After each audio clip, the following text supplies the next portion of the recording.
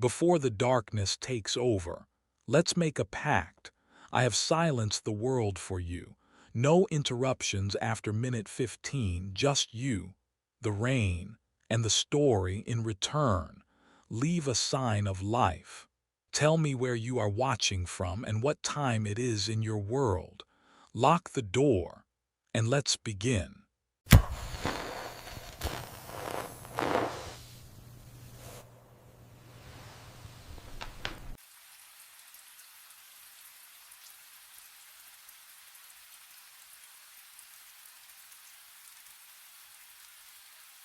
The photo shouldn't exist, but there it is, lying in the center of 8 pallets arranged in a perfect circle.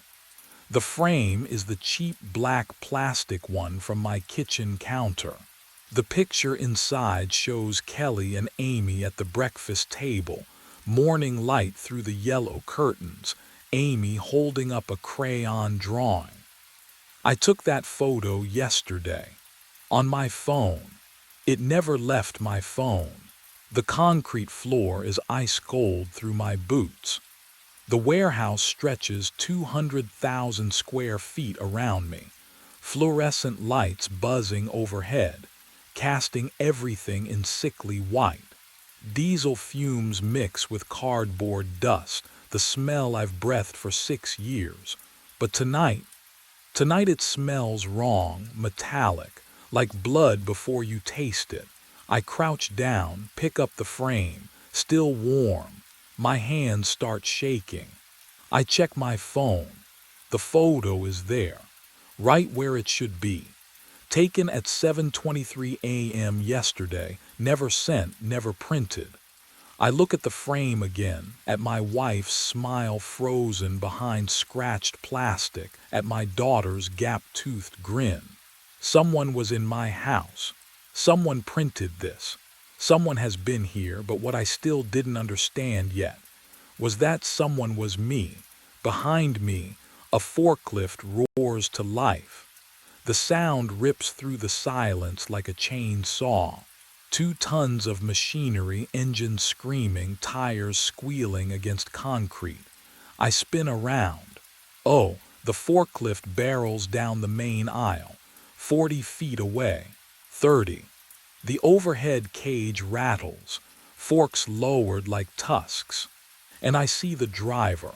And no, it's me. Same warehouse jacket, same boots, same face, but the eyes are black, completely black, vacant, empty.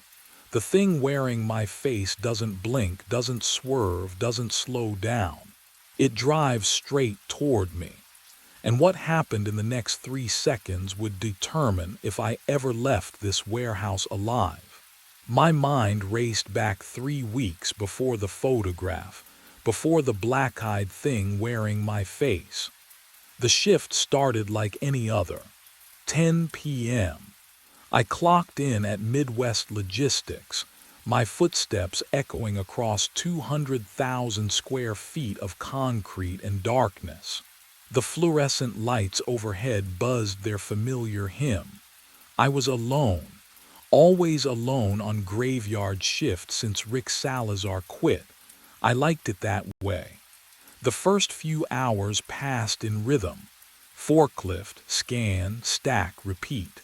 The smell of diesel and cardboard clung to my clothes, my skin, the back of my throat. Cold air leaked through the loading dock seams, winter pressing against metal walls.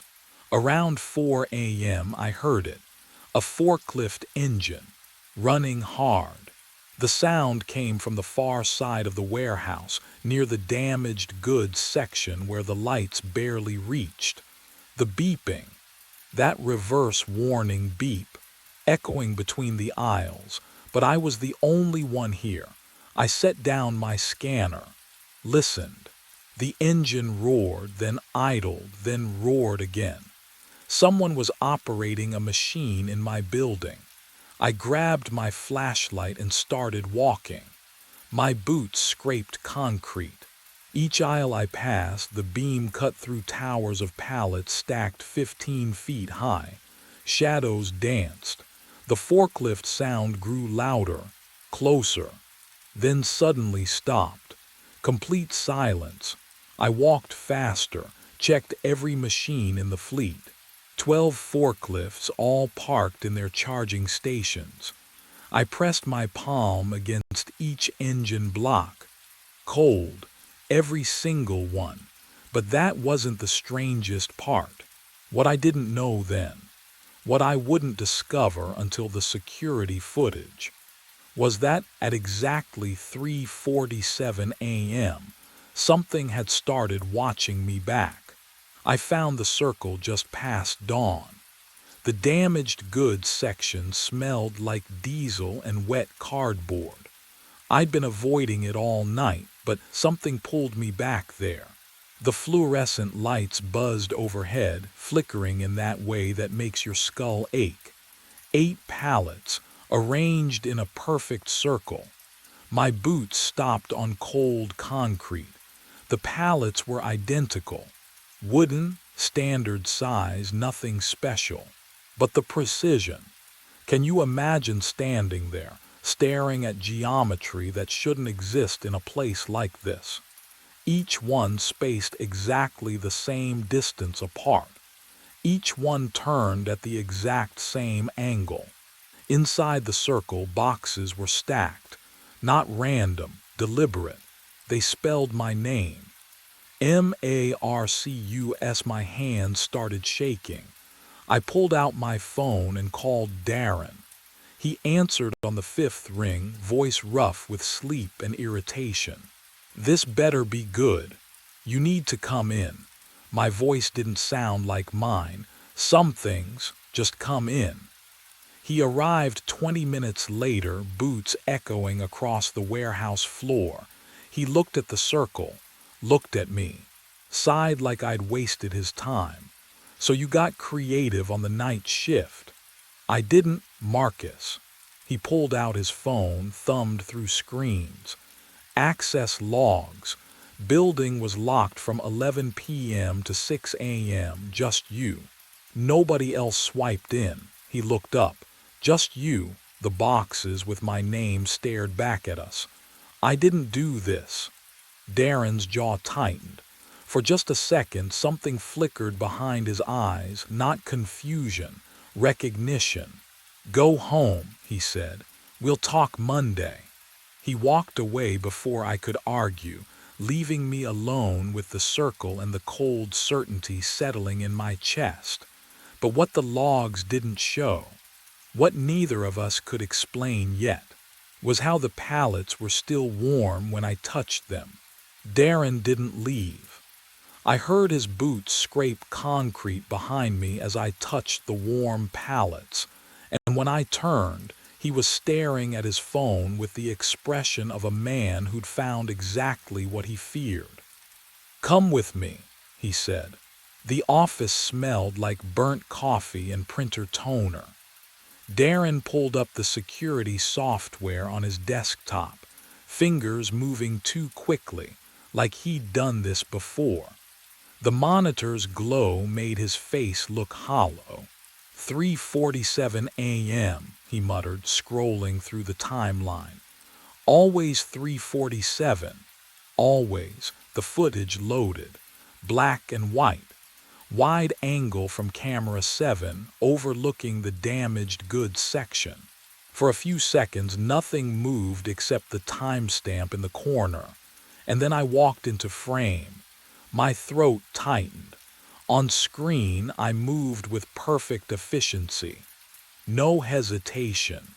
I lifted the first pallet and carried it to the center of the aisle, set it down, returned for the next one. My arms swung at mechanical angles. My head never turned. 32 minutes of this, lifting, walking, arranging, and my face. Oh God, my face was completely blank. "That's not," I started, but my voice cracked. Darren fast-forwarded. The timestamp blurred, but on screen I never stopped, never slowed. At 4:19 a.m., I placed the final pallet, stepped back to examine the circle, then walked out of frame. 2 minutes later, I re-entered and stacked the boxes spelling my name. But the strangest part hadn't even registered yet. "I don't remember any of this," I whispered. Darren paused the video. My face filled the screen, caught mid-turn. My eyes were open, focused on something beyond the camera, beyond the warehouse. "Take the week off, Marcus." I was here. I was awake. "I'd take the week." He ejected a thumb drive from the computer and pocketed it before I could ask why he was keeping a copy. His hand shook just enough for me to notice. "Go home to your family," Darren said, not meeting my eyes. "And whatever you do, don't come back at night." The drive home should have taken 20 minutes. I don't remember any of it. When I pulled into my driveway, the dashboard clock read 11:15 a.m., but the last time I'd looked, it was 9:30. Somewhere, I'd lost an hour and 45 minutes. The house smelled like coffee and cinnamon toast. Warm, safe, everything the warehouse wasn't. Kelly stood at the kitchen counter, still in her scrubs from her shift. She turned when I walked in and her face did that thing. That careful arrangement of concern trying to look casual. "You're home early," she said. I set my keys on the counter. "Darren gave me the week off." "Gave you off or sent you home?" My throat tightened. "Does it matter?" She crossed the small kitchen and touched my arm. Her fingers were warm, too warm, like the difference would burn. "Marcus, are you okay? Would you lie to someone you loved if the truth sounded insane?" "I'm fine," I said. "Just tired." Kelly's hand dropped. She studied my face the way nurses do, reading vital signs and expressions. "You've been talking in your sleep. Everyone talks in their sleep. Not like this." She moved to the coffee maker, poured me a cup I didn't ask for. The steam curled between us. "You've been saying numbers, grid coordinates, B7, F12, over and over for hours." The warehouse grid system. My chest went cold. "And," Kelly hesitated, "you've been saying your own name just. Marcus, Marcus, Marcus. Like you're trying to remember who you are." I wrapped both hands around the mug to stop them shaking. The heat bit into my palms. What do you say when your subconscious is mapping a building you can't remember walking through? But what Kelly told me next, that changed everything. Before I could answer, Amy padded into the kitchen in her sock feet, clutching a piece of construction paper. 8 years old, dark hair tangled from playing. She saw me and smiled, but it didn't reach her eyes. "Daddy, you're home." "Hey, sweetheart." I crouched down, tried to smile back. She held out the paper. "I drew you." The drawing was in crayon, simple. A stick figure man standing in the middle of the page. Around him, carefully colored rectangles formed a perfect circle. 8 of them. Inside the circle, letters spelled out in wobbly child handwriting. Marcus. My hands went numb. That's really good, Amy." "You were at work," she said quietly. "I saw you." Kelly's breath caught. "Amy, honey, you've never been to Daddy's work." Amy looked up at me. Her eyes were too old, too knowing. "I saw him last night," she whispered. "In my dream, he was building something, and he couldn't stop. I parked behind the warehouse at 2 a.m. Darren told me not to come back. Kelly wanted me home. I came anyway."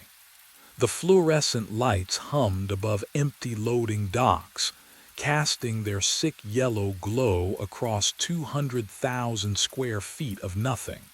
Diesel and cardboard, always that smell. I walked the aisles alone, checked the damaged goods section. No new circles, no pallets spelling my name, just silence, and the cold concrete under my boots. Around 3:30 I found it. A pallet near the back corner.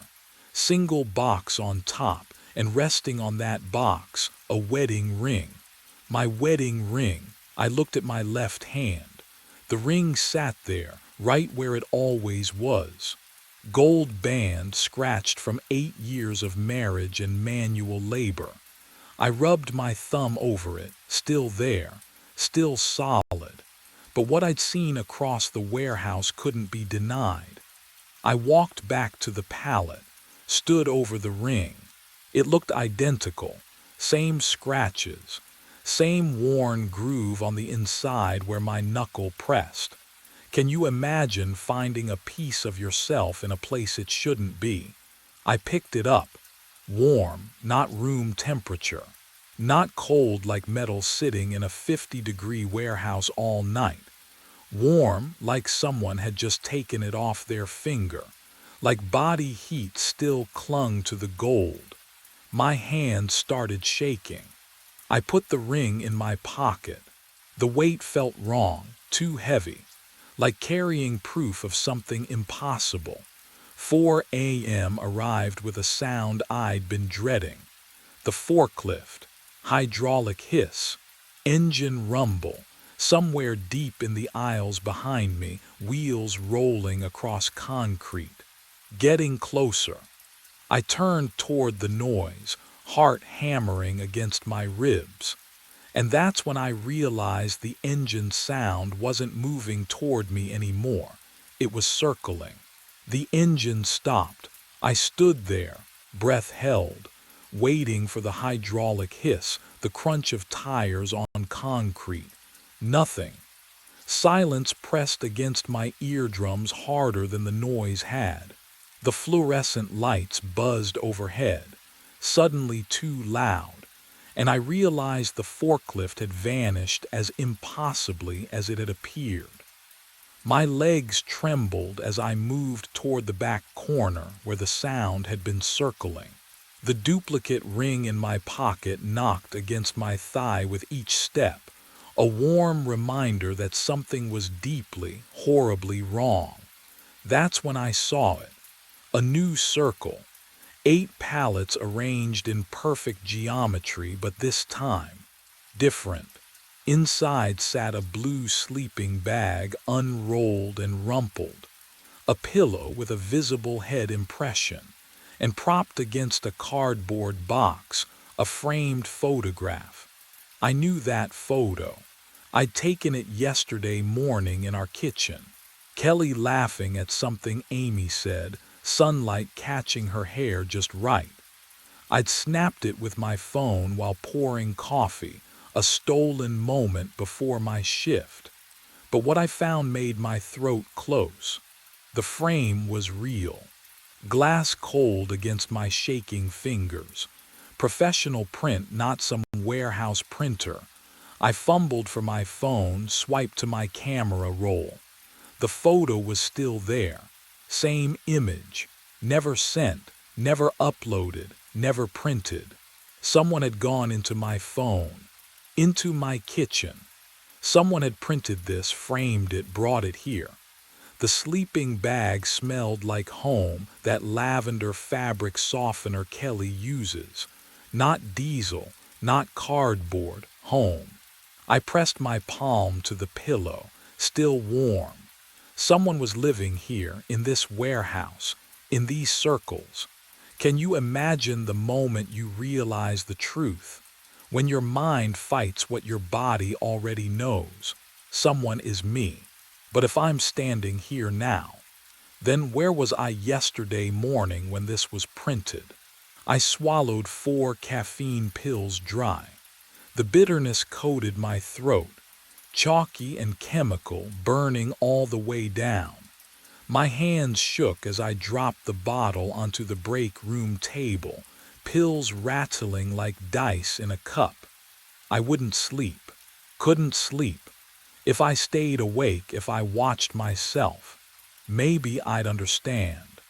The security monitor glowed blue in the corner, cycling through 12 camera feeds every 8 seconds. I pulled the metal chair closer, the legs scraping concrete, and sat with my eyes locked on the screen. The time in the corner read 2:18 a.m., 1 hour and 29 minutes until 3:47. What would you do? If you knew the exact moment you'd stop being yourself, would you watch it happen? The fluorescent lights above me hummed their constant electric prayer. I focused on my breathing, in through the nose, out through the mouth, trying to anchor myself to something real. The monitor flickered. Camera 3 showed the back corner. The circle of pallets sat empty in grainy black and white. Camera 7 showed the break room, showed me, sitting there, staring at the screen. I blinked. On the monitor, I blinked a half-second later. The time crawled forward. 3:12, 3:26, 3:39.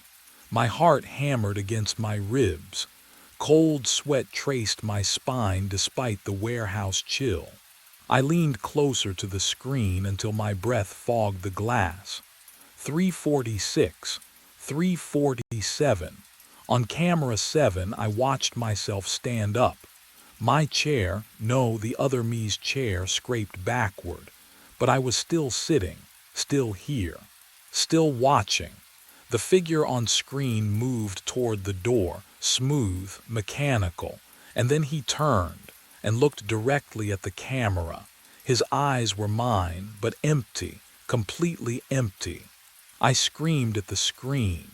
But what I discovered in Darren's office would prove the warehouse had done this before. I don't remember deciding to go into Darren's office, but I'm there. The caffeine hums in my veins like the fluorescent lights overhead, and my hands are already pulling open the metal file cabinet. The drawer screeches. That sound cuts through the warehouse silence, and for a second I freeze, waiting for something to respond. Nothing does. The files smell like old paper and dust. My fingers shake as I flip through personnel folders. Anderson, Chen, Morales. The names blur together until Salazar, Rick. The folder is thicker than the others. I spread it across Darren's desk and the pages whisper against the laminate surface. Employment application, safety certifications, performance reviews, all standard, but then a medical note, stapled. The paper feels brittle under my thumb. Employee experienced severe dissociative episodes during night shifts.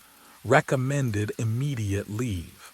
Patient reports lost time, autonomic behavior, inability to recall work activities. My mouth tastes like burnt metal and leftover caffeine. The symptoms match mine, word for word. Have you ever read your own nightmare written in someone else's handwriting? I flip to the final time card. The ink is faded, but the numbers are clear. Rick Salazar clocked in on March 14th at 11 p.m. The clockout column is blank, but someone, Darren maybe, wrote in pencil at the bottom, found on premises 72 hours later. Unresponsive, refused to leave building. 72 hours, 3 full days and nights. But what made Rick finally stop? That's the question that gnawed at me as I stared at his signature on the separation agreement. The handwriting looked familiar, too familiar. The way he looped his capital R, the same way I did. And that's when I noticed the date Rick quit. 8 months ago. The exact week they assigned me to night shift. I stand in the circle at 3:47 a.m. The warehouse hums around me. That low-frequency vibration in the concrete floor. I feel it in my teeth. in my bones. The forklift keys dig into my palm, sharp and real. The smell of diesel and cardboard wraps around me like a blanket I never asked for. My phone buzzes. Kelly, when are you coming home? Home. The word feels foreign, like a language I used to speak. I look at the pallets surrounding me, 8 of them, perfect spacing. My hands ache to adjust the one on the left, 2 inches counterclockwise. The need crawls under my skin like insects. Can you imagine that? Needing to move boxes more than you need to breathe. But what I understood in that moment would change everything. Rick Salazar stood here too, 8 months ago. He felt this same pull, this same hum. The warehouse found him. And when it finished with him, it threw him away and waited. Waited for me to take the night shift. Waited for 3:47 a.m. I wasn't special. I was just available. My phone buzzes again. Amy drew you another picture today. Please come home, Amy. I remember her last drawing on the fridge. Daddy surrounded by boxes, the boxes forming a circle. She saw this coming before I did. Kids always know, don't they? They see the truth adults refuse to acknowledge. And that's when I realized what Rick never did. The warehouse doesn't keep you. You keep yourself. I dropped the keys. They clattered on the cold concrete, the sound echoing through 200,000 square feet of empty space. My hand found my phone instead. On my way, I typed. The hum grew louder, angry maybe, or maybe just indifferent. I walked toward the exit. Each step felt like tearing duct tape off skin. Behind me, the circle waited for someone else. It always does. The porch light flickers on at exactly 3:29. I stand on the cracked concrete, package in hand, and my breath fogs the air between me and the door. The house at 1847 Maple Street has been dark for the past hour. Every house on this route stays dark, but this one, something about this one makes my fingers tighten around the cardboard edges until they dent. A shadow moves behind the front window. I freeze. My heartbeat thuds in my ears, too loud, too fast. The figure presses against the glass, close enough that I can see the outline of hands, palms flat, face obscured by the reflection of the streetlight behind me. The mouth moves. No sound comes through, just lips forming words I can't hear. Can you imagine standing there trying to read the message, knowing you should turn around and leave? But my feet won't move. The package feels heavier now. My name is on the label. I checked it twice in the van, but what I didn't check was who sent it. The front door creaks, slow, 6 inches. Then it stops. Cold air rushes out through the gap, not the damp chill of October, but something else. Sterile, sharp. It carries a scent that makes my stomach drop. Cologne, the same brand I wear. The same woody amber smell clinging to my jacket collar right now. I take a step back. My shoe scrapes the concrete. The sound echoes too long in the empty street. The figure behind the window hasn't moved, still pressed there, still mouthing something. The door creaks wider, and from inside the lightless house, I hear footsteps descending stairs I shouldn't know are there. 48 hours before I stood on that porch, the dispatch radio crackled to life at 11:07 p.m. Brennan, you there? I pressed the button. Static buzzed against my thumb. Yeah. Got a route update. New stop. 1787 Maple Street. Same package every night this week. 3:30 a.m. window. Can you handle it? The van's dome light flickered above me. Cardboard smell filled my nostrils. Thick, stale, sure. Good man. It's already loaded, Bay 7. The line went dead. I found the package wedged between Amazon boxes and a crate of medical supplies. Small, maybe 8 inches square. The label was pristine, too clean for a week-old dispatch order. Black ink, block letters, perfect edges. The weight caught me off guard. It felt like nothing, like holding air wrapped in brown paper. I tossed it onto the passenger seat and started the engine. 67 stops. Maple Street would be number 43, right in the dead zone. That stretch between 2 a.m. and dawn when the suburbs hold their breath. The first delivery was automatic.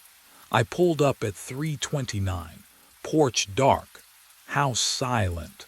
I walked the cracked driveway, placed the box on the welcome mat, turned back to the van.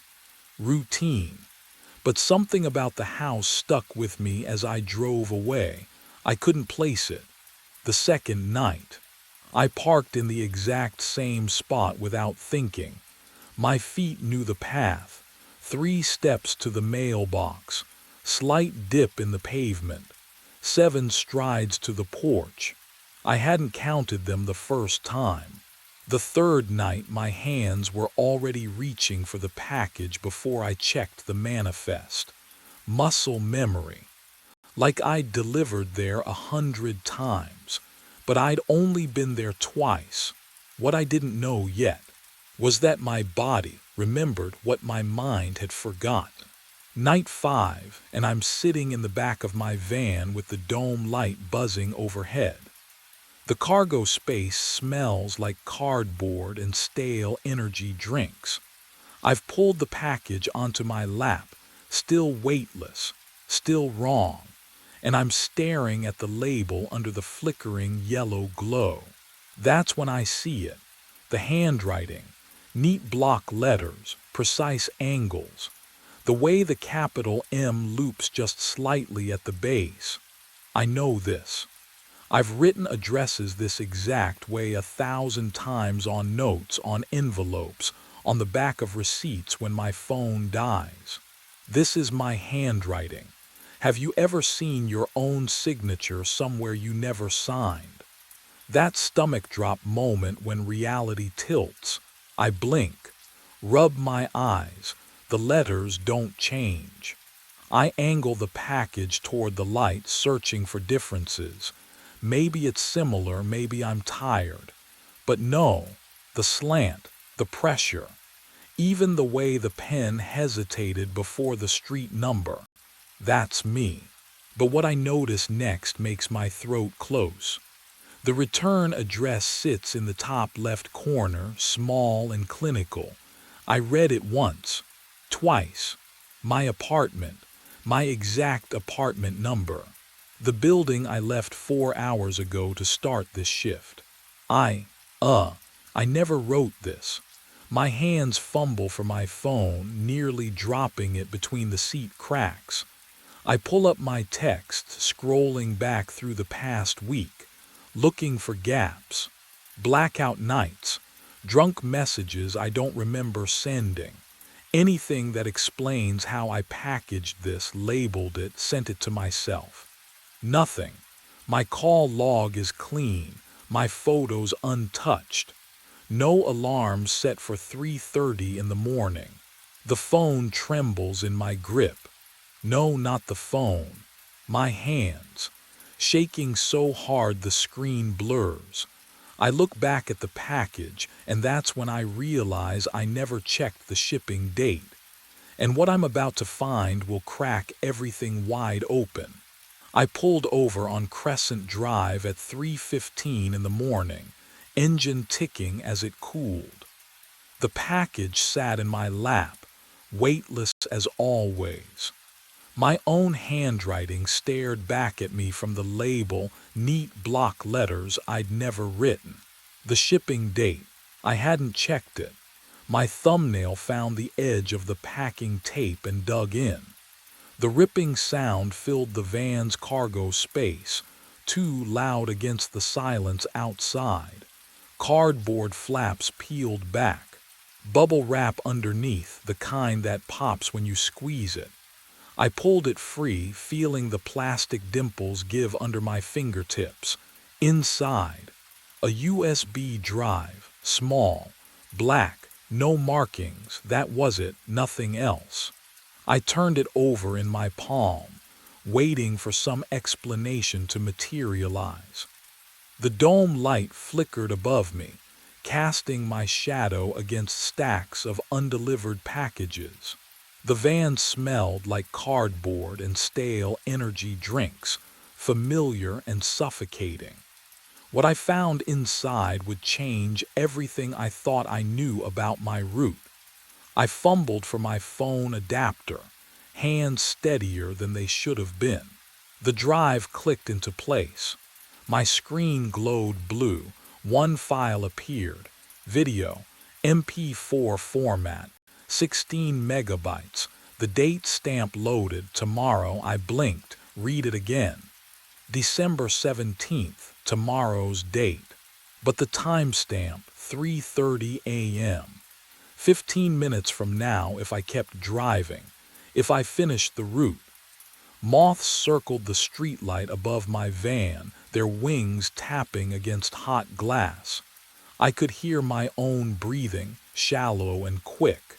The phone grew warm in my hand. My thumb hovered over the play button.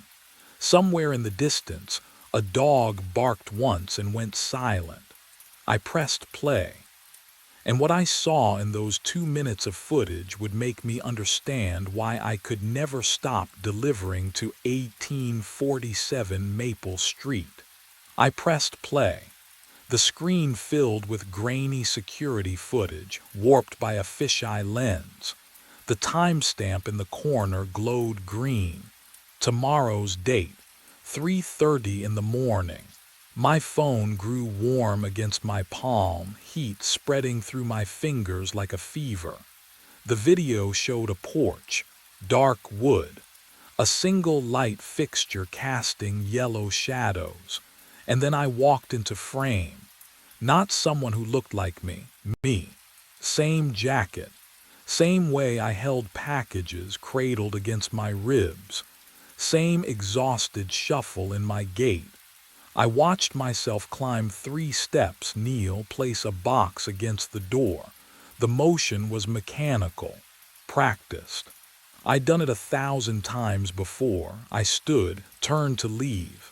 My shoes scraped the concrete, the audio picked it up, tinny and distant. But then I stopped, just stopped. 1 foot on the top step, one hand gripping the railing, frozen mid-stride like someone had paused the playback, except the timestamp kept counting. 3:29 and 12 seconds, 13, 14. 4 full minutes passed while I stood there motionless. What I didn't know yet was that those 4 minutes would explain everything. The missing time, the rehearsed feeling, why my hands had been shaking since I first saw that address. My breath fogged the phone screen. Inside the van, the smell of old cardboard mixed with something sharp. Sweat. Fear. The dome light flickered once, nearly cutting out, then steadied. Outside, moths battered against the streetlight in rhythm with my pulse. On the video, I finally moved. I turned back toward the camera, slow, deliberate. My face filled the distorted frame, features stretched wrong by the lens. My eyes looked hollow, sunken. My lips were moving. I leaned closer to the screen, squinting. The audio was muffled, wind, maybe, or static interference, but I could read lips well enough. Years of dispatch calls through bad connections had taught me that. Stop. Delivering. My stomach dropped. Already, inside, I rewound, watched again. The words were unmistakable. 6 years, check. Basement. The video cut to static. White noise hissed through my phone speaker. I yanked the earbuds out, but the sound lingered in my skull, a flatline whine that wouldn't stop. I sat there in the dark cargo space, surrounded by tomorrow's packages, trying to make sense of what I'd just seen. The timestamp said tomorrow, but my lips had moved today, or yesterday, or my head throbbed. The timeline didn't work, couldn't work, unless I'd already delivered the package, unless I was about to deliver it, unless... I checked the time. 3:21 a.m., 9 minutes until the timestamp on the video. 9 minutes until I'd be standing on that porch, frozen, mouthing warnings to a camera I didn't know existed. But the real question wasn't when. It was why I'd said basement, and what had been living in mine for 6 years. I drove to the only place still lit at this hour. The diner's fluorescent tubes buzzed overhead, that electrical hum that sounds like insect wings. My booth's vinyl stuck to my forearms as I opened my laptop. The smell of burnt coffee hung thick, reminded me of something I couldn't place.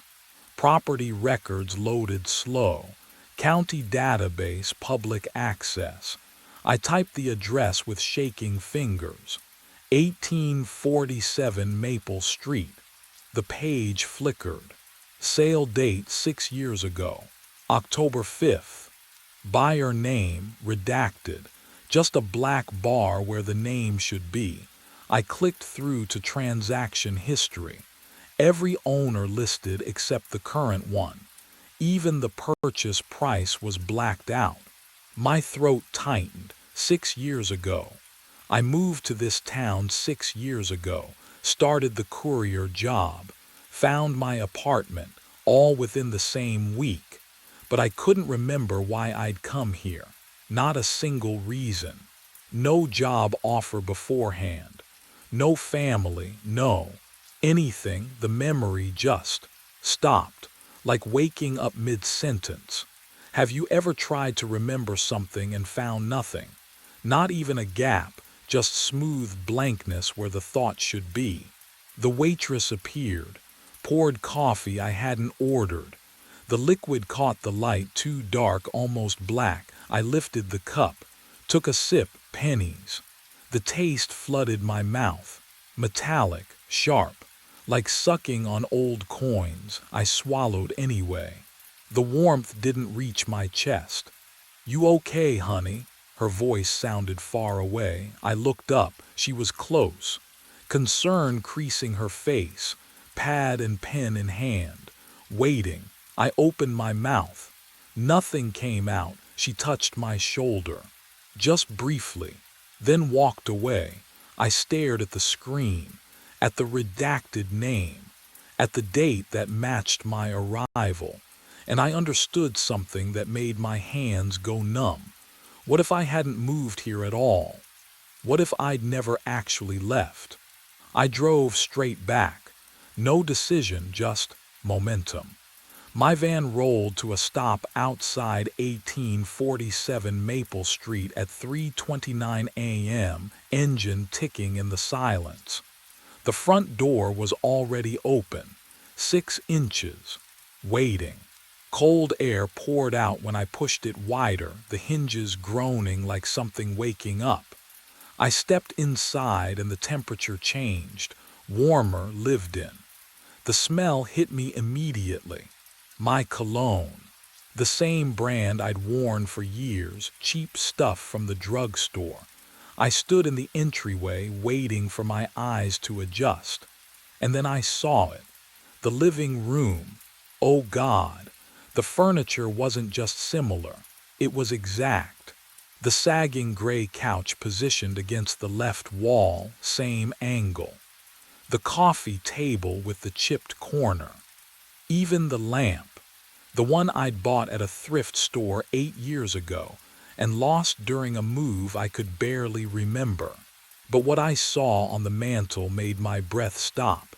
My high school photo, senior year, awkward smile, cheap frame. I hadn't seen that picture since. Since when? I couldn't remember packing it, couldn't remember throwing it away. Can you imagine finding your own belongings in a stranger's house? Not similar things, the exact ones. A jacket lay draped across the couch arm. My jacket, navy blue, frayed cuff on the left sleeve. I reached out, touched the fabric, still warm. But the real shock hadn't settled in yet, because that's when I heard it, a creak, below me, beneath the floorboards. The basement door stood ajar to my right, darkness pooling beyond it.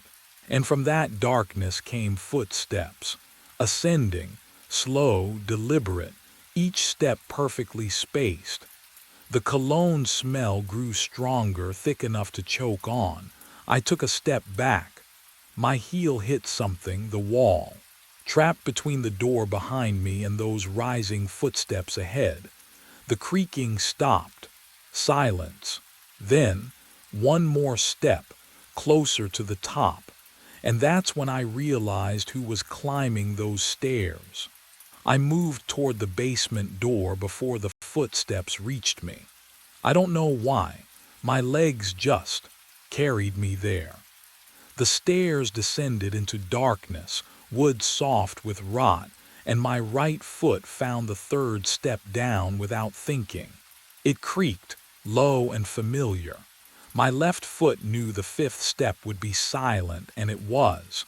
Can you imagine knowing something you've never learned? The cold rose up from below, damp and stale. It smelled like old paper and mildew. And faintly, still my cologne, I descended faster. The footsteps above had stopped, or maybe they were waiting. At the bottom, I fumbled for a light, found the pull chain exactly where my hand expected it. The walls were papered, not with wallpaper, with delivery manifests. Hundreds of them, all addressed to 1847 Maple Street. I stepped closer, fingers brushing the yellowed edges, dates going back years. Same route, same stop, same time. 3:29 a.m. over and over, stamped and signed and completed. But what I saw in the corner made my throat close. A cot, army surplus, green canvas. My wallet sat on the thin mattress, my keys beside it. My phone, same cracked screen, spiderweb fracture across the top right corner, resting face up. I pulled my phone from my pocket, checked the crack. Identical. I looked back at the cot. 7 phones, arranged in a neat row. 7 wallets. 7 key rings, all mine. Each one tagged with a strip of masking tape. Dates written in block letters, my handwriting. The oldest was from 6 years ago. The newest was from yesterday. I heard the creak behind me. The third step. Then silence where the fifth step should be. Someone else's feet knew these stairs just as well as mine. The footsteps stopped. I turned, slowly. Every joint felt rusted. He stood 3 steps from the bottom, same height, same build, same courier jacket, threadbare at the elbows, his face. Oh God, his face was mine. Down to the scar above my left eyebrow from a childhood bike wreck. But his eyes were wrong, hollow, like someone had scooped out everything behind them and left only the shape. You opened it, he said. My voice. Exactly my voice, same rasp from too many energy drinks, same flat Midwest vowels. The sound made my skin crawl. Stay back. My hand found the edge of the workbench. Cold metal, real. Stay the hell back. He didn't move. Just tilted his head the way I do when I'm exhausted, when I've been driving too long. You won't run. I didn't either. None of us did. None of. What are you? Tyler Brennan. He stepped down once. The stair didn't creak under his weight. 32, born in Decatur. Moved here 6 years ago for work. Can't remember why. That sound right. My throat closed. You never left, he continued, voice flat as highway asphalt. The first delivery. You came to the door at 3:29. You knocked. I answered. You handed me the package. And then you stepped inside, just for a second, just to ask a question. I don't. You don't remember. Neither did I. He reached the basement floor. The cologne smell thickened. My cologne. The loop needs a body, Tyler. Someone to stay. Someone to wait for the next one. But what he said next would rewrite everything I thought I understood. Every Tyler delivers packages for a week. 67 stops. Same route. Then the USB shows up. Then you watch yourself. Then you come inside. He gestured at the manifests covering the walls. And then you become me. The one who waits. The one who hands off the drive. The one who explains it to the next version. I backed against the workbench. My hand brushed one of the phones, still warm. That's insane. I'm not, you are. His hand went to his pocket, pulled out a delivery manifest, unfolded it. Read the stops. I didn't want to. My eyes dropped anyway. 67 addresses, all familiar, all burned into my nightly muscle memory. He stepped closer, close enough I could see the burst capillaries in his eyes, the same ones I'd noticed in my rearview mirror yesterday. Count them, he whispered. My lips moved. 67 stops, 67 nights, 67 failed attempts to break the pattern. How many times? I breathed. His smile was mine, exhausted, defeated. How many phones did you count? 7. 7 phones, 7 wallets, 7 sets of keys. But the oldest manifest on the wall was dated 6 years ago, and there were hundreds of them pinned in yellowing rows. The math didn't add up, unless, oh God, unless every 7 cycles something reset, something erased. He leaned in. His breath smelled like mine after a long shift, stale coffee and desperation. Tomorrow, he said, a new driver gets the address added to his route, a simple drop-off, same time nightly, and you'll be the one standing here, waiting to explain why he can never leave. My pulse hammered against my temples. Why does it need this? I don't know. For the first time his voice cracked, human, terrified. I've been here 6 years, Tyler. 6 years in this basement, waiting, and now you're here. And I can finally, he stopped, listened. Upstairs, a door creaked open. Footsteps crossed the living room floor, slow, methodical. Someone else was in the house. His hollow eyes went wide. No, he whispered. Not yet, you haven't chosen yet. Chosen what? But I already knew. Could feel the answer crawling up my spine like cold fingers. Only one of us was leaving. The footsteps overhead stopped directly above us. Dust sifted through the floorboards. I tasted it on my tongue. Gritty and familiar. The other me, the hollow-eyed one, didn't move. Just stood there holding the USB drive between us. His cologne mixed with something else now, decay, 6 years of it soaking into his skin. He'll come down, he whispered, just like you did. My throat closed. Who? Tonight's Tyler. The porch light cut out. Total darkness. I heard the basement door creak open above. Footsteps on the stairs. Slow, deliberate. Every third step groaning under weight I recognized as my own. The other me pressed the drive into my palm. Cold metal, sharp edges.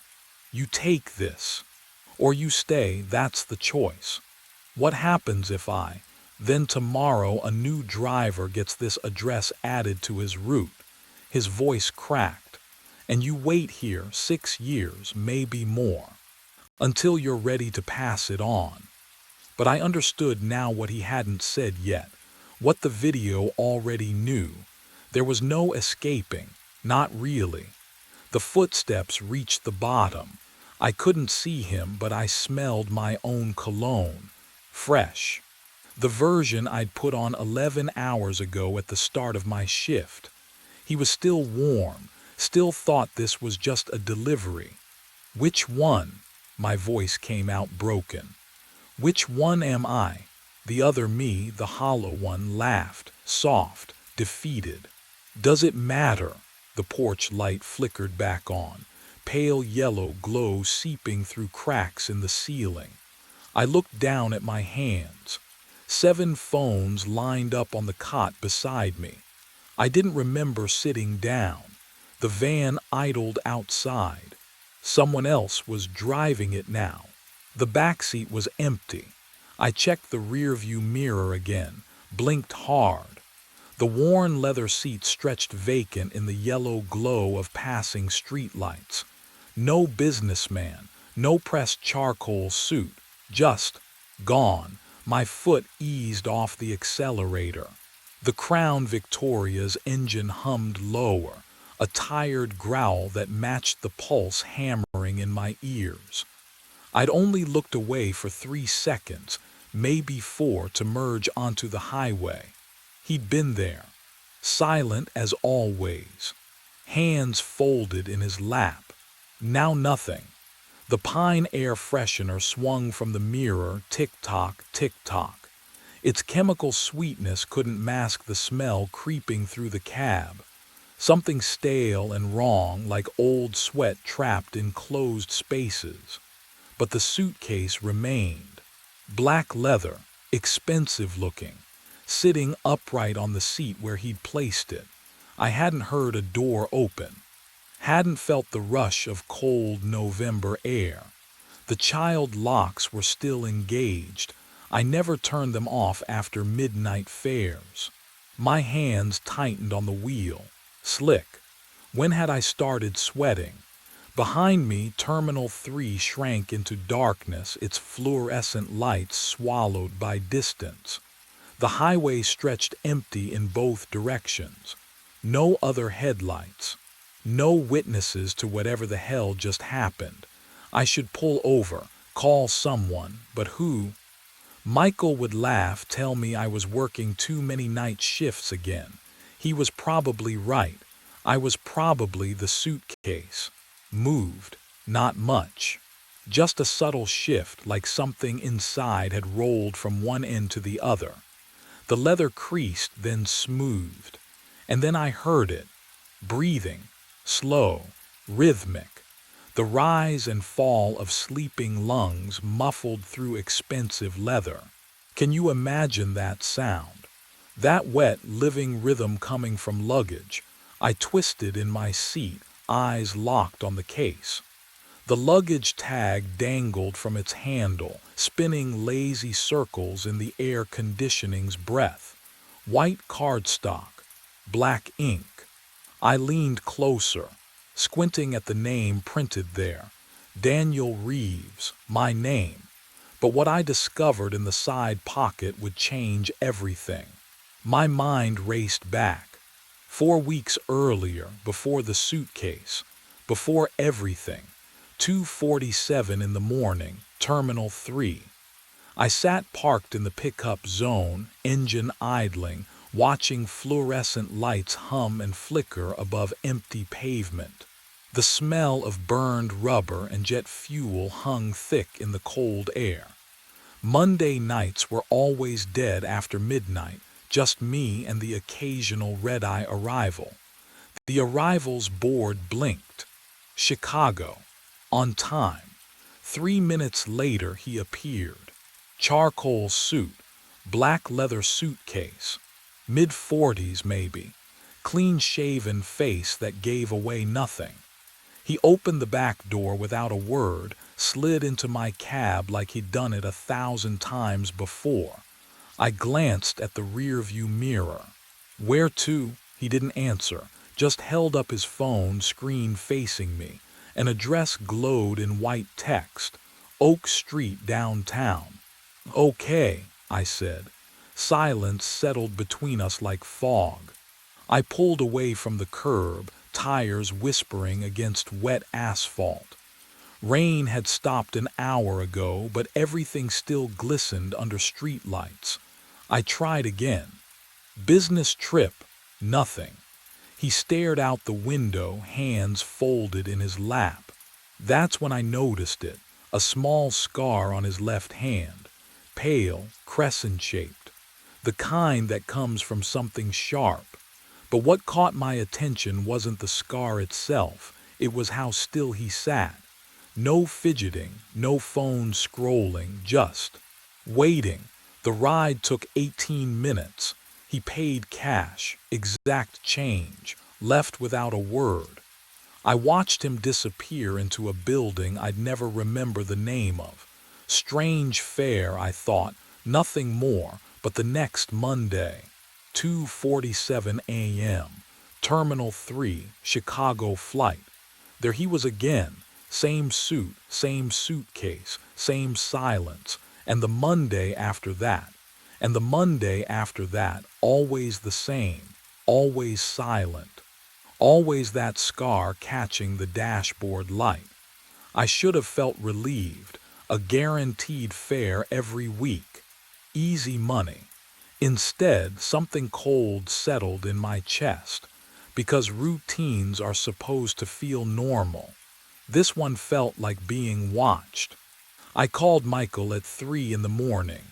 Daniel, his voice crackled with sleep and irritation.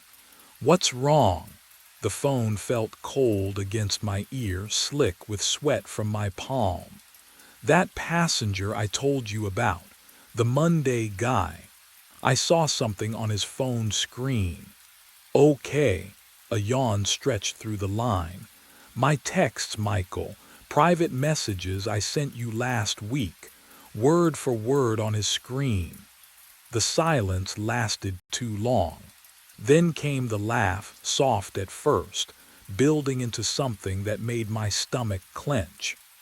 Danny, come on, you probably just, I don't know, saw something similar and your brain filled in the rest.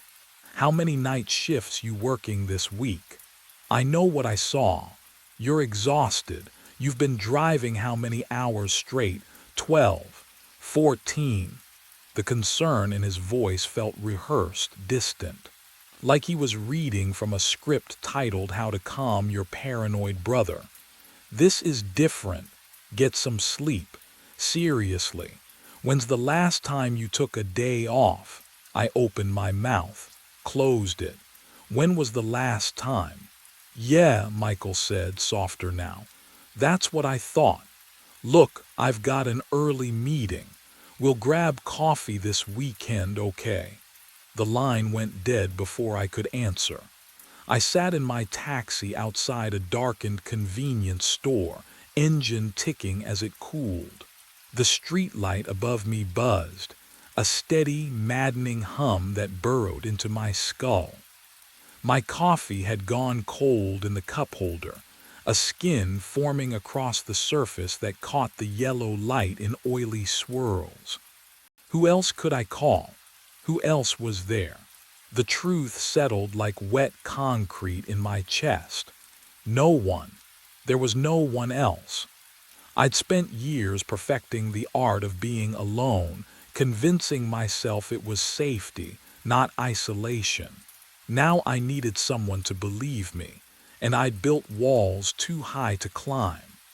But what I'd seen on that screen would haunt me in ways I couldn't yet understand. I drove home as dawn bled gray across the skyline. My apartment building looked wrong in the early light, too sharp, too still, like a photograph of itself rather than the real thing. I parked in my usual spot and stared up at my fourth-floor window.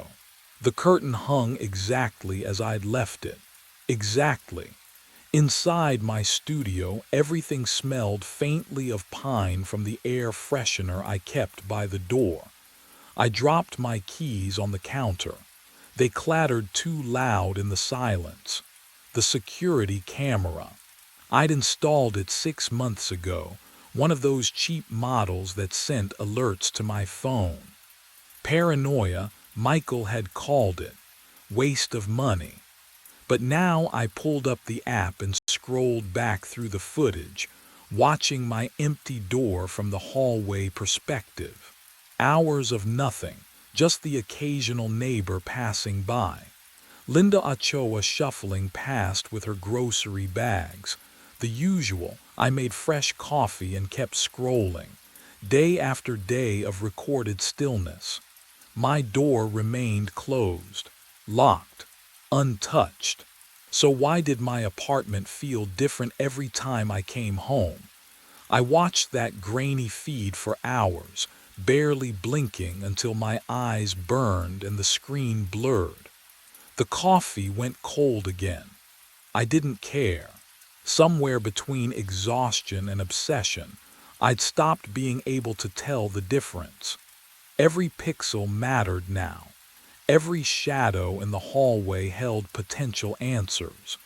Tuesday afternoon footage loaded on my phone. 4:17 p.m.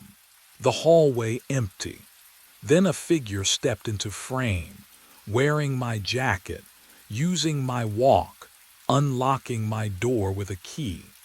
The figure paused before entering and for just a moment, less than a second, turned toward the camera. My face stared back at me through the screen. But the expression was all wrong, the smile too wide. The head tilted at an angle I'd never use, and he waved, directly at the camera, at me watching, as if he'd known all along I'd be here, in this exact moment, discovering him. The timestamp read 4 days ago. For days I'd been living in an apartment someone else had been inside. Someone wearing my face. Someone who wanted me to know. I drove home as dawn bled gray through the windshield, my hands still trembling from watching that footage. My own face. My own smile. Wrong. The key turned in the lock like always. The door opened onto silence. For a moment, just a breath. The familiar smell of stale coffee and old leather wrapped around me like safety. Then I stepped into the bathroom.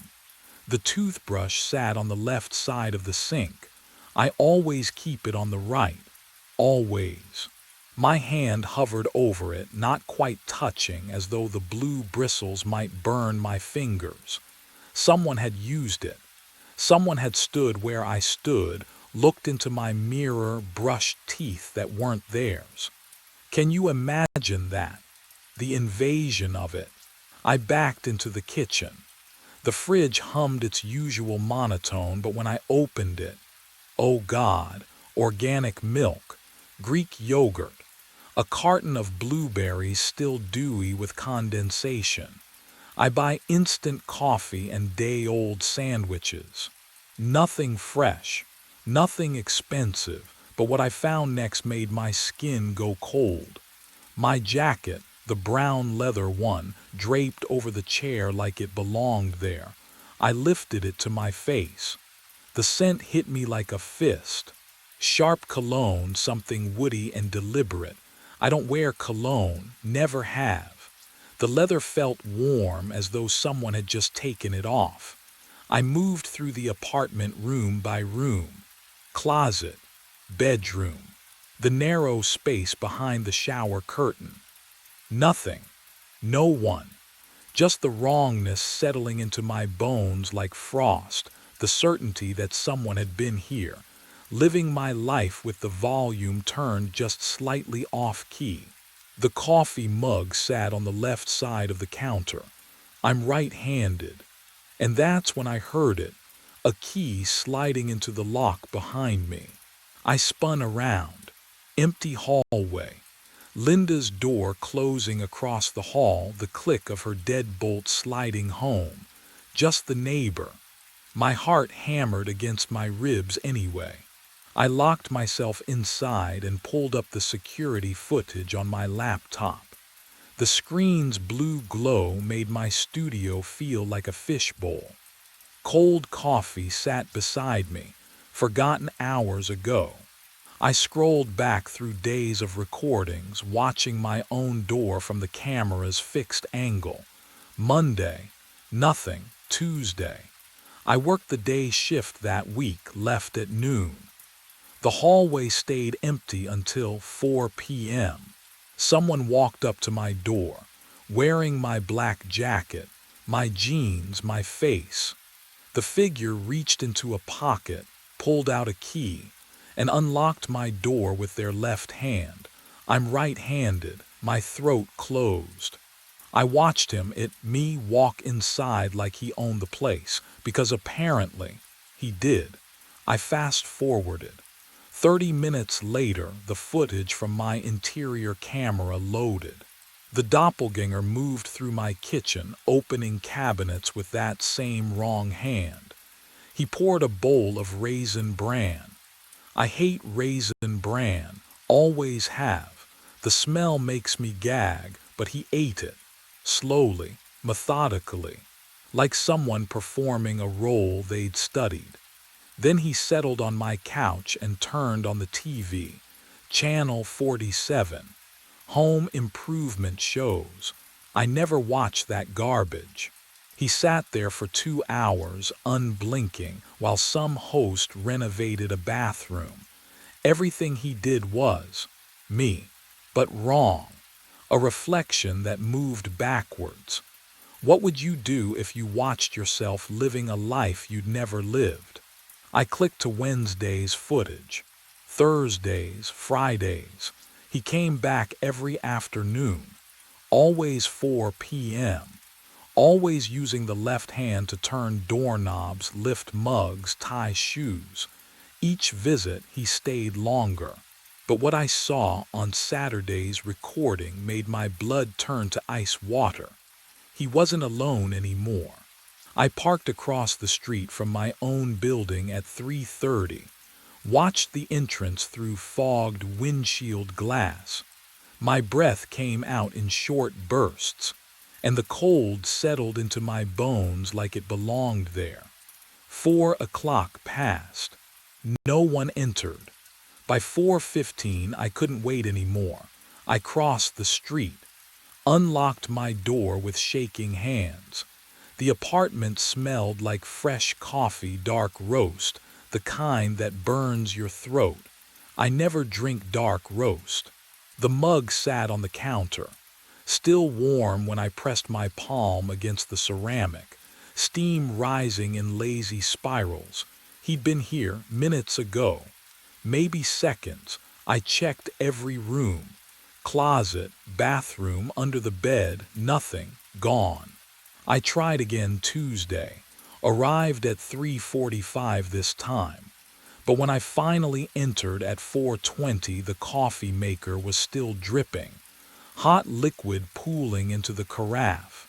The sound filled the kitchen, drip, drip, drip. Each drop felt like a heartbeat I'd missed. Can you imagine chasing yourself through your own life and always arriving too late? But what happened next made everything worse. My phone buzzed Wednesday afternoon. Michael's text glowed on the screen. "Why'd you call me yesterday asking about Mom's recipe? You hate her cooking." I stared at the words. Yesterday afternoon I drove a lawyer to O'Hare, then a college student to Navy Pier. Then I pulled up my phone records with trembling fingers. There it was. 2:17 p.m. Call to Michael. Duration 6 minutes. I scrolled further. Calls to my bank. my landlord, numbers I didn't recognize. All made while I was behind the wheel, hands on leather, eyes on road, all in my voice. My throat tightened. He wasn't just living in my apartment anymore. He was living my entire life. And whatever he was building toward, I was running out of time to stop it. My phone vibrated at 3:27 in the morning. Michael's name glowed on the screen. He never called during my shift. Danny. His voice sounded hollow, stretched thin like old tape. We need to talk. I pulled into a dark lot behind the Route 41 gas station. The fluorescent lights hummed their usual insect song through my windshield. What's wrong? You came by yesterday afternoon. He paused. Static crackled between us.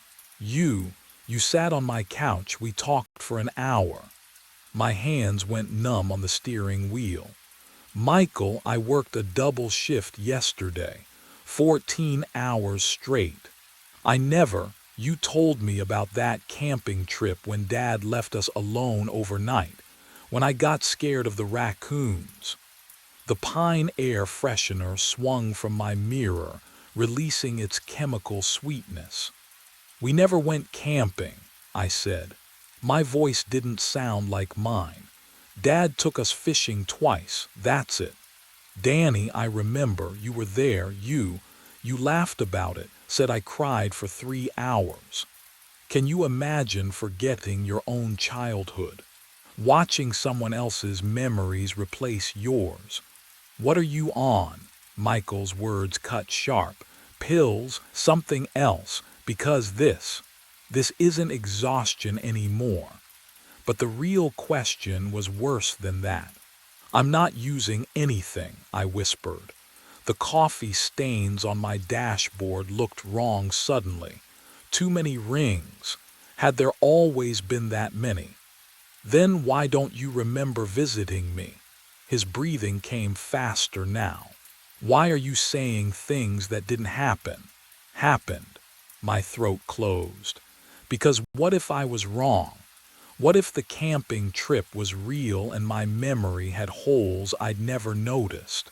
What if I'd been losing pieces of myself for weeks and never knew? Michael, the line went dead. I sat in the dark trying to remember my father's face, trying to remember what was real.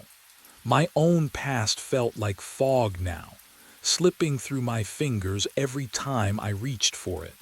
And that's when I realized the worst part. If my memories were lies, then who was I? I couldn't trust my memories anymore. So maybe I could trust the evidence. I pulled into the empty lot behind the Route 41 gas station, killed the engine. The suitcase sat in the back seat where the passenger had vanished, and yes, it was still moving. Rising, falling, like lungs. My hand went to my jacket pocket for my keys. They were there, right where they should be, but my fingers trembled as I reached for the suitcase anyway, dragging it into the front seat. The leather was warm, body temperature warm. The smell hit me then, that familiar cologne I'd noticed in my apartment, the one I didn't own, sharp and citrusy and wrong. The clasps clicked open too easily. Inside, oh God, my wallet. The brown leather one with the coffee stain on the corner, my keys. The rabbit's foot keychain Michael gave me 10 years ago, my phone. The cracked screen protector I'd been meaning to replace for months. I patted my pockets again, frantic. Felt the weight of my wallet, my keys, my phone, all still there, all exactly where they belonged. Can you imagine holding your own possessions and finding them in 2 places at once? But that wasn't the worst part. White squares scattered across the passenger seat as I lifted the wallet out. Polaroids, maybe 20 of them. They fell like snow face up, and every single one showed the same thing. Me, asleep, behind the wheel of my taxi. What I saw in those photos would make me question every moment I thought I'd been alone. The first photo showed me slumped at a red light, head tilted back against the headrest, street-light glare on the windshield. The angle was from outside, passenger side window. Someone had stood right there, right beside my car, close enough to touch the glass. I shuffled through them. My hands wouldn't stop shaking, me at another red light, eyes closed, mouth slightly open. Me parked at Terminal 3, head against the window. The timestamp on the dashboard clock read 3:14 a.m. Me at the gas station. This one was different. The camera angle was from inside the car. The back seat. They'd been inside. I flipped through faster, photo after photo, different nights, different locations, always the same, me unconscious, vulnerable, unaware. The photos had a quality to them, a clarity that said they weren't taken hastily. Someone had framed each shot, waited for the right moment, the right light. How many times had I fallen asleep at red lights thinking I was alone? How many nights had I nodded off during long airport waits? How long had they been watching? The last photo made my stomach drop. It was taken from outside my apartment door, through the peephole, reversed. The angle showed my security camera and me, asleep on my couch, pizza box on my chest. But here's what made my skin crawl.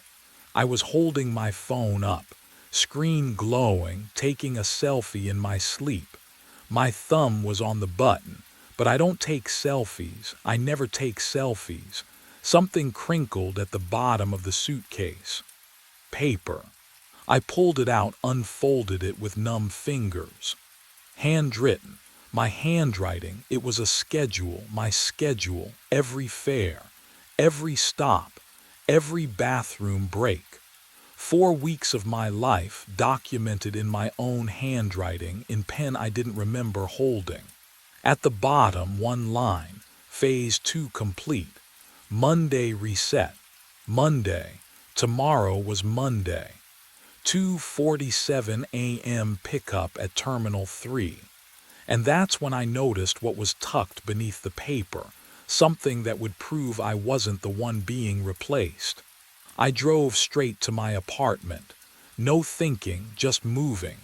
The hallway smelled like burnt popcorn and lemon cleaner, familiar and real. My key scraped into the lock, turned. Nothing. I tried again. The metal refused to give. Wrong apartment. No Unit 213, same chipped paint on the doorframe where I'd bumped it moving in. I jiggled the key harder. The lock didn't recognize me. "Can I help you?" Mr. Patterson stood at the end of the hall, arms crossed. My landlord, gray cardigan, coffee mug in hand. "My key, it's not working. I need to get into my apartment." He squinted at me. "Your apartment?" "Yes, 213. I've lived here 3 years. Son, Daniel Reeves terminated his lease 3 days ago." Patterson's voice stayed flat, matter of fact. "Moved out completely. Handed me the keys himself." The floor tilted beneath me. No, I didn't. Signed all the paperwork, left the place spotless." But what he said next made my blood turn to ice. Seemed in a real hurry to leave, actually. Said something about starting fresh. I backed away from my own door. The walls pressed closer. What would you do if everyone insisted you'd done things you never did? If your entire life rewrote itself while you were driving? My phone, Michael. My brother would know my voice. I called him with shaking hands. The phone pressed cold against my ear. 3 rings. "Hello, Michael, it's me, it's Daniel." Silence stretched too long, way too long. "I'm sorry, who is this?" "Daniel, your brother, Michael, please." "I don't." "Your voice." "That's not." He paused, breathing shallow. "Who are you?" The phone slipped from my fingers, clattered on the tile. Michael didn't recognize my voice anymore.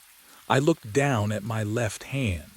Under the fluorescent lights, I saw it clearly for the first time. The scar. Monday, 2:47 a.m. Terminal 3 again. I parked in the pickup zone like muscle memory commanded. The fluorescent lights hummed their familiar dead insect chorus. My left hand gripped the steering wheel, and the scar caught the overhead glare, small, precise, on the exact spot I'd memorized weeks ago. The businessman emerged through the sliding doors, but everything was wrong. He stumbled toward my taxi, eyes wide, scanning the empty pickup lanes like something might follow him. His suit hung wrinkled. Sweat darkened his collar despite the October chill seeping through my cracked window. He yanked the rear door open, breathing hard, ragged gasps that fogged the rearview mirror. "Thank God you're here," he said. His voice. Oh God, his voice. "Someone has been impersonating me for 6 weeks." The words tumbled out, desperate, pleading. They knew my schedule, my passwords, they wore my face. I couldn't breathe. The pine air freshener smell turned chemical, suffocating. He leaned forward between the seats. "You have to believe me. I'm the real." I raised my left hand. Showed him the scar. He stopped, stared, then slowly. He raised his own left hand. The same scar, same placement. What would you do? Can you even imagine that moment when you realize you might not be you? But here's what I understood then in that humming, fluorescent silence. It didn't matter anymore which of us was real. We were both replacements now, both passengers in someone else's pattern. He slumped back into the worn leather seat. I put the taxi in drive. "Where to?" I asked, because what else do you say when your existence dissolves? He didn't answer. Neither did I expect him to. We drove into the October darkness, two men wearing the same scar, neither one certain who'd earned it first. The city swallowed us whole, and somewhere, someone else was already climbing into the next version of our lives. The cockpit door won't open. My shoulder slams against it, once, twice. The latch is cold under my palm, but it doesn't budge. Outside the windshield, the propeller spins. A gray blur cutting the air with that low, churning roar you feel in your teeth. The plane is moving. Concrete slides beneath the wheels. I didn't turn the key. I didn't touch anything. But the Cessna taxis forward like something's dragging it, smooth and inevitable, toward the sealed hangar door at the far end. The radio crackles. "Cessna November 7734, cleared for takeoff." The voice is calm, professional, but there's something wrong with the cadence, like someone reading lines they've memorized but never understood. I yank the yoke back. Nothing. The throttle won't move. My hands are shaking now and I can smell it. That sharp bite of aviation fuel, too strong, like it's seeping through the vents. Can you imagine that? Trapped in a cockpit that's moving without you. Then I see him, standing on the hangar floor 30 feet ahead. A man in a security uniform. My uniform, same boots, same tired posture. He's watching the plane approach, watching me. And his face, oh God, it's my face. He doesn't move, doesn't flinch. just stands there as the Cessna rolls toward him, propeller screaming now, and I'm shouting, but the sound dies in my throat because the hangar door, the massive steel door I've checked every night for months, it's gone. Just open sky, black and endless, and the plane keeps accelerating. But that's not where this started. 4 weeks earlier, none of this had started yet. My boots echoed across the hangar floor, steady, rhythmic, the same route I'd walked for 8 months. Chandler Regional at midnight was a graveyard for mothballed aircraft. Rows of them. Silent hulks under fluorescent lights that hummed like wasps trapped in glass. I checked my clipboard, tail numbers, registration dates, all accounted for, and then I saw it, Base 7. A Cessna I'd never logged before, single engine, white fuselage with a faded red stripe. The tail number caught the light, N-7734. I stopped, listened. The hangar was empty, it always was, but something felt wrong. The air smelled different. Not the usual dust and stale hydraulic fluid. This was sharper, metallic, like ozone before a storm. I approached slowly, touched the wing. Cold, real, solid metal beneath my palm. The landing gear sat flush on the concrete. No blocks, no chocks, as if someone had just parked it there. I radioed Alice Drucker, my supervisor. She answered on the fourth ring, voice thick with sleep. "There's a plane in Bay 7, I said. "Not in my log." "Cessna N-7734. Silence. Then a sigh. "Grant, we've talked about this. I'm looking at it right now. That registration crashed in 2017. Total loss." Her tone flattened. Professional, dismissive. "You need to take your medication." "Alice, I'm standing next to, document it in your report. We'll discuss this tomorrow." The line went dead. I turned back to the Cessna. My hand still rested on the wing. The metal was cold, but when I leaned closer to the engine cowling, I swear I felt warmth rising from beneath. I spent the next 48 hours searching. The laptop screen burned my eyes at 3 in the morning. I typed November 7734 into every aviation database I could access. The NTSB report loaded slow. Pixel by pixel, there it was. Cessna 172, registration N7734, total hull loss. August 9, 2017. No survivors. The room smelled like stale coffee and sweat. I read the report 3 times. 4. Pilot error. Controlled flight into terrain. Aircraft destroyed on impact. But I'd touched that plane 6 hours ago. Cold rivets. Real rubber tires. The front door slammed. I flinched. "You're still up." Sarah stood in the bedroom doorway, her duffel bag already packed. She wasn't asking. "I need to figure this out." "You need help, Grant." Her voice cracked, not with anger but exhaustion. "You've been obsessing over a plane that doesn't exist." "It does exist. I've seen it. I've touched it, measured it. I know." She zipped the bag. The sound cut through me like a blade. "Alice was right. You're not. You're not okay." I wanted to explain, to make her understand. Instead, I watched her walk to the door. "Sarah," she paused, didn't turn around. "I can't watch you disappear again," she whispered. The door clicked shut. The apartment went silent except for the laptop's hum. I returned to the hangar records, personnel files, looking for anyone who might have seen what I'd seen. The previous night guard's folder sat thin in the cabinet, almost empty. Thomas Vega, employed 14 months, resigned abruptly last March. No exit interview, no forwarding address, just a single note in Alice's handwriting, refused to discuss reasons for departure. The ink smelled faintly of kerosene. I returned to the hangar at midnight.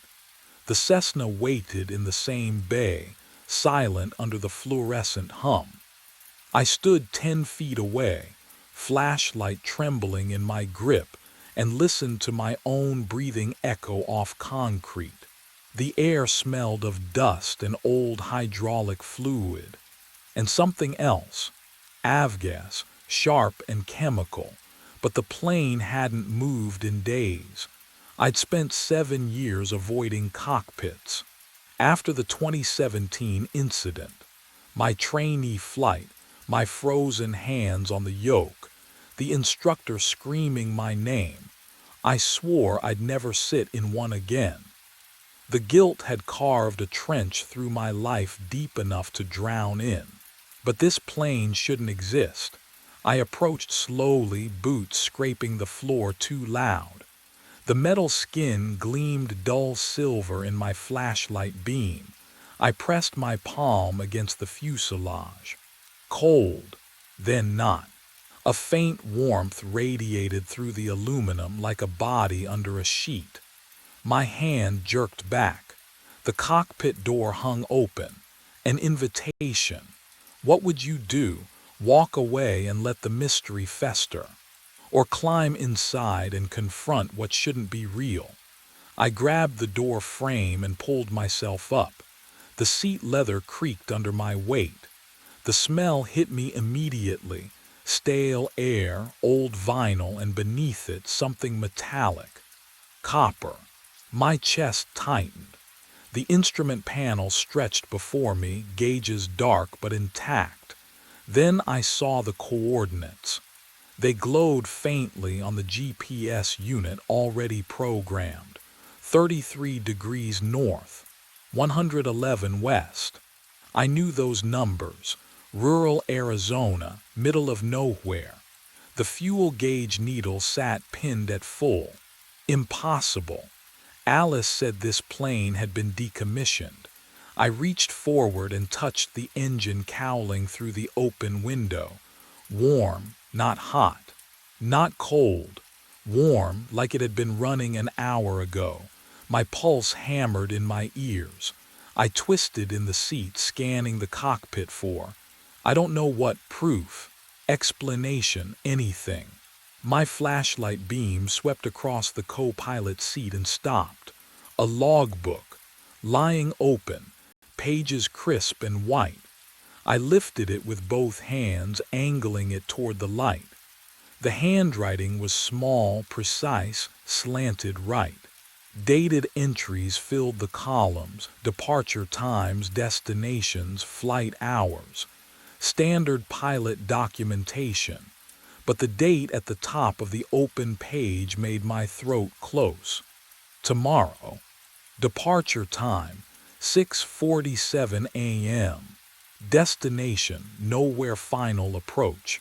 I flipped back a page, another entry, same handwriting, same impossible future date, then another, and another, all my handwriting.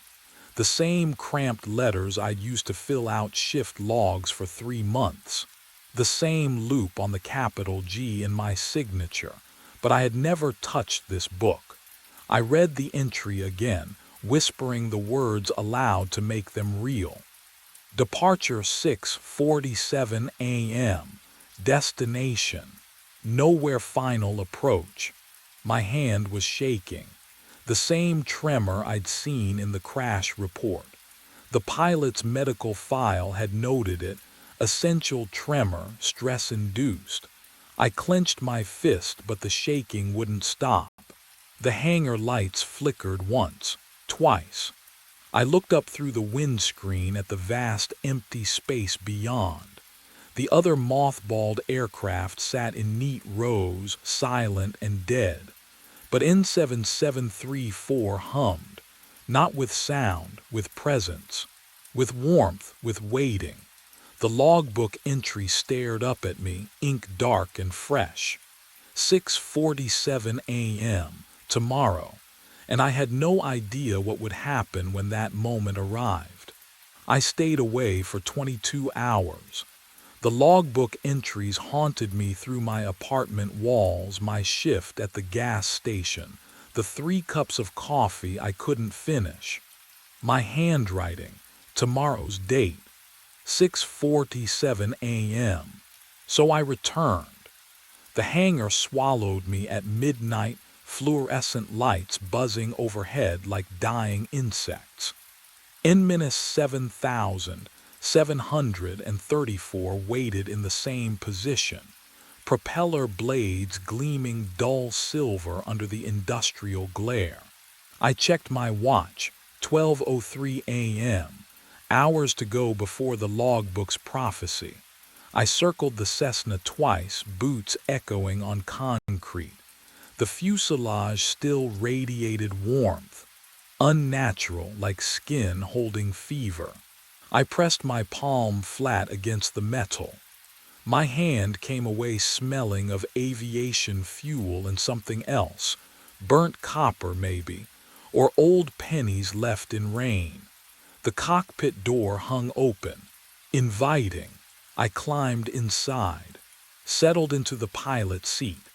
The coordinates still glowed on the nav screen, numbers I didn't recognize. The logbook lay exactly where I'd left it, still open to tomorrow's entry. My signature at the bottom, neat and careful. I would wait. I would see what 6:47 brought. The minutes crawled. My breath fogged in the cold cockpit air. Outside, the hangar stretched empty and vast, rows of mothballed planes sleeping under tarps. What would you do? Sitting in a ghost chair, watching your own handwriting predict the future. At 6:47 exactly, the engine coughed to life. No key turned. No ignition sequence. The propeller spun, slow at first, then faster, a whirring roar that filled my skull. The instrument panel blazed with light. Radio static crackled, sharp and insistent. Oh, no, no, no, no. I lunged for the door, jammed. I slammed my shoulder against it once, twice, and it gave way. I fell onto the concrete, scrambled backward on my palms. The Cessna hummed, alive and waiting. I ran, through the hangar, past silent aircraft, into the security office. I slammed the door, gasping, and grabbed the desk to steady myself. The clock on the wall read 12:03 a.m. I stared, checked my watch. Same time, exactly the same. 7 hours, gone, erased like they'd never existed. My shift log lay open on the desk. I flipped through the pages with trembling fingers. There, 6:47 a.m., my signature, my handwriting, neat check marks beside every patrol zone. I had walked my rounds. I had signed my name. I had been here for 7 hours I couldn't remember. And somewhere in the hangar, the Cessna's engine ticked as it cooled. Waiting for tomorrow night, when the logbook said I'd do it all again. I spent the next day hunting ghosts in databases. My apartment smelled like burnt coffee and panic. 3 monitors glowed blue on the kitchen counter. I'd called in sick. Alice didn't even sound surprised.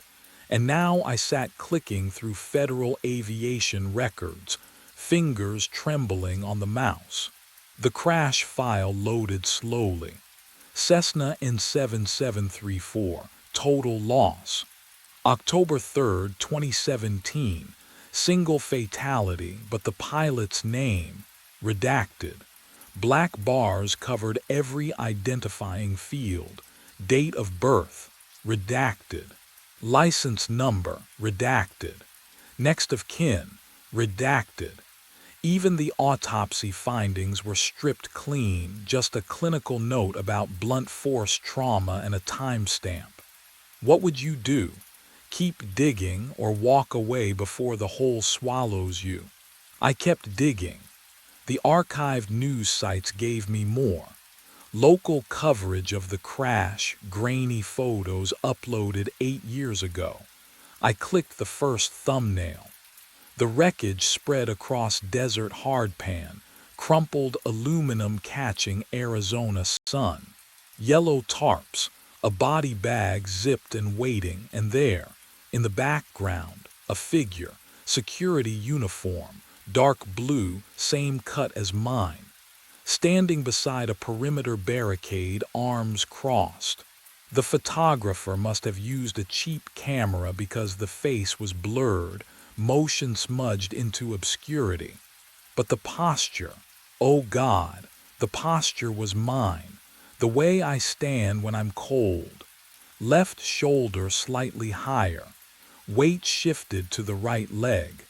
I printed the photo with shaking hands, held it under my desk lamp, stared at the blurred face until my vision doubled.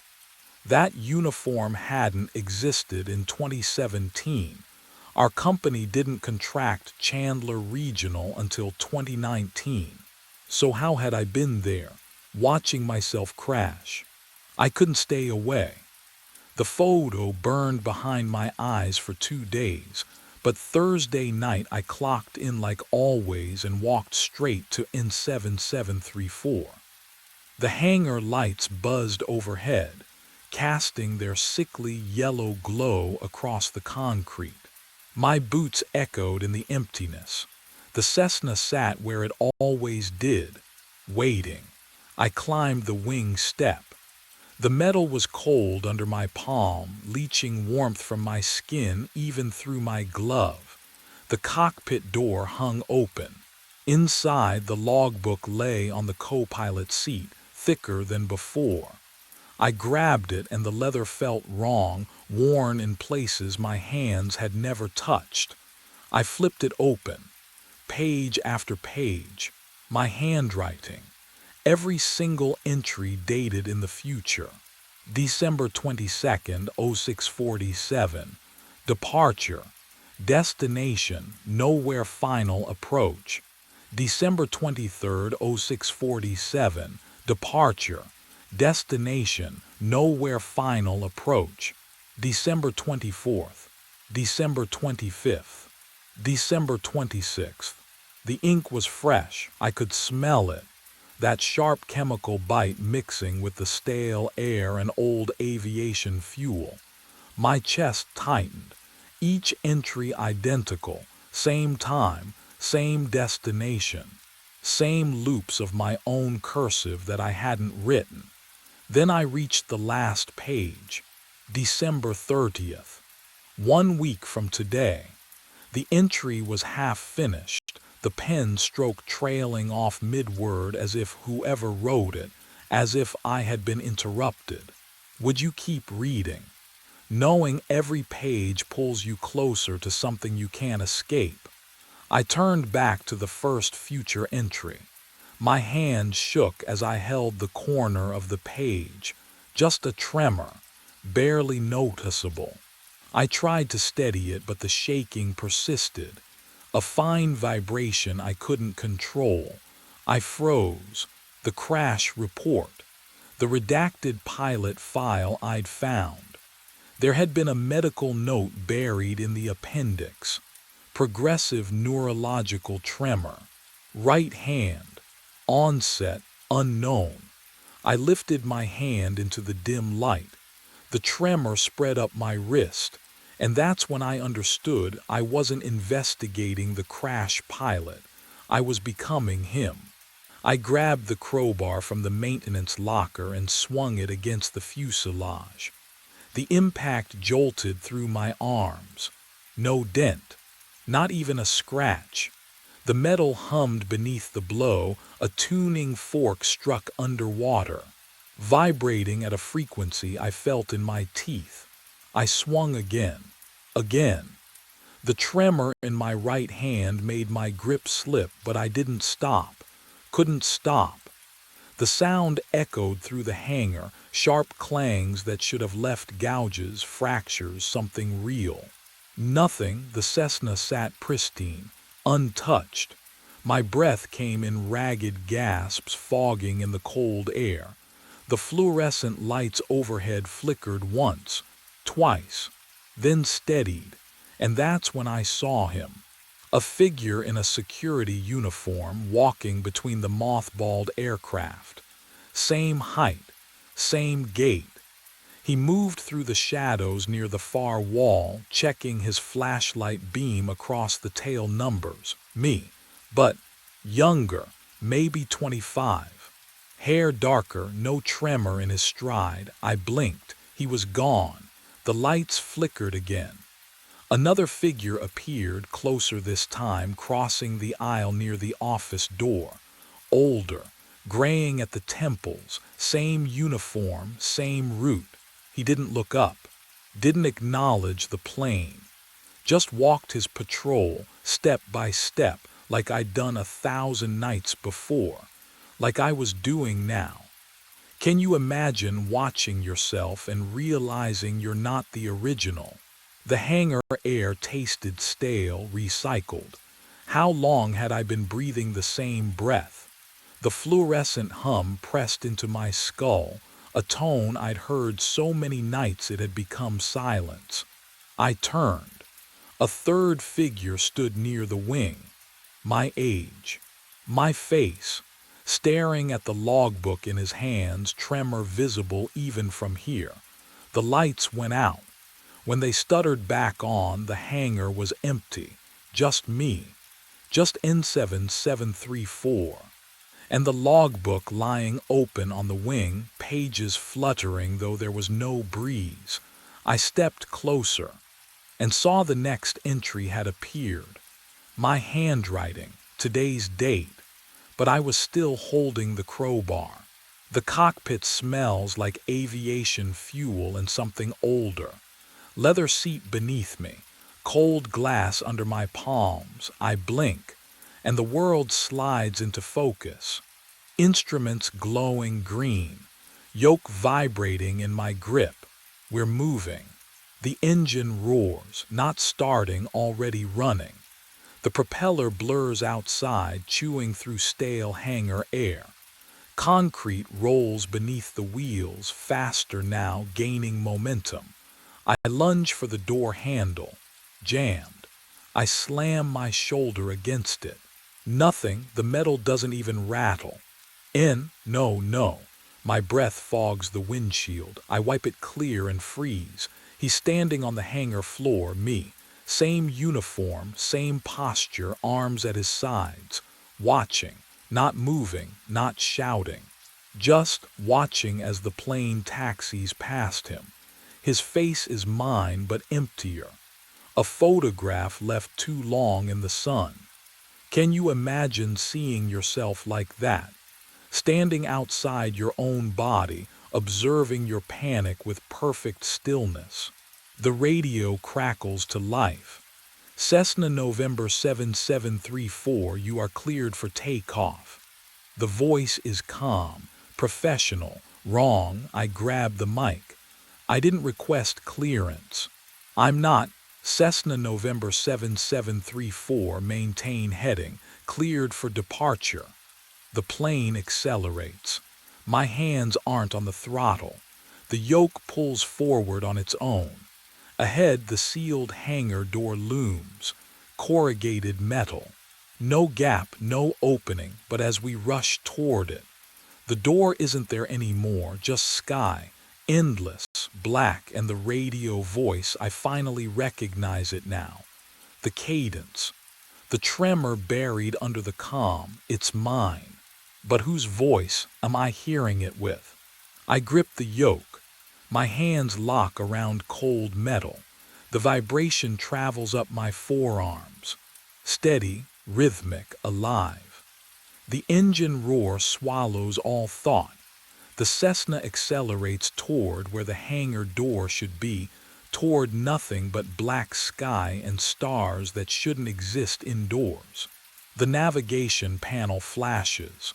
Coordinates appear in green phosphorescent light. Numbers I recognize instantly. 08-17-1983, my birth date, but inverted, backwards. The month and day switched, the year counting down instead of forward. The radio crackles. That voice again, my voice, speaks clearance protocols I've never learned. Every syllable matches the rhythm of my own breathing. I feel my lips move in time with the transmission, though I make no sound. Oh God, I am speaking, I am listening, both at once. The man on the tarmac, the one watching me with empty eyes, he isn't a doppelganger, he's the next loop. Or the last one, or all of them compressed into a single witness who never leaves. The coordinates invert again. Flash faster, my birth, my death. The crash date from 2017. Thomas Vega's resignation. Tonight, tomorrow. All the same moment folded into itself. The loop doesn't repeat. It tightens. The sky swallows the nose of the plane. Cold rushes through invisible seams in the cockpit. Air that tastes like jet fuel and concrete dust and something older. The hangar stretches behind me, already fading, already resetting. The propeller spins into stars that aren't stars. I see the empty floor below, but I'm also standing on it, staring up, waiting for my next shift to begin. I'll find the Cessna again. I'll report it. I'll climb inside. I have always been here. The darkness folds around the wings. The hangar is empty now. The logbook lies open on the metal desk. Tomorrow's date, my handwriting. Departure 6:47. Destination nowhere. Final approach, always. The voices woke me at 3 in the morning. I sat up in the narrow trailer bed, heart already racing. Laughter echoed across the 50 yards between my window and the cave mouth. Clear, distinct. A woman's voice asking about stalactites. A man responding with facts I'd memorized months ago. Impossible. The last tour ended at 6. I pressed my face against the cold glass. Darkness swallowed the landscape beyond my porch light, but the cave entrance gaped like an open mouth. No flashlights, no headlamps, just that steady murmur of conversation drifting through Kentucky night air. The voices didn't fade, they multiplied. I grabbed my flashlight and jacket. My boots hit gravel and the autumn cold bit through my shirt. 50 yards felt like 50 miles. The voices grew louder with each step. Casual chatter, someone laughing at a joke I couldn't hear, footsteps on stone echoing from deep inside. Can you imagine walking toward sounds that shouldn't exist? The cave mouth exhaled damp limestone breath. I clicked on my flashlight. The beam cut through absolute darkness, illuminating the familiar walkway, the metal railings, the first limestone formations. Empty, completely empty, but the voices continued.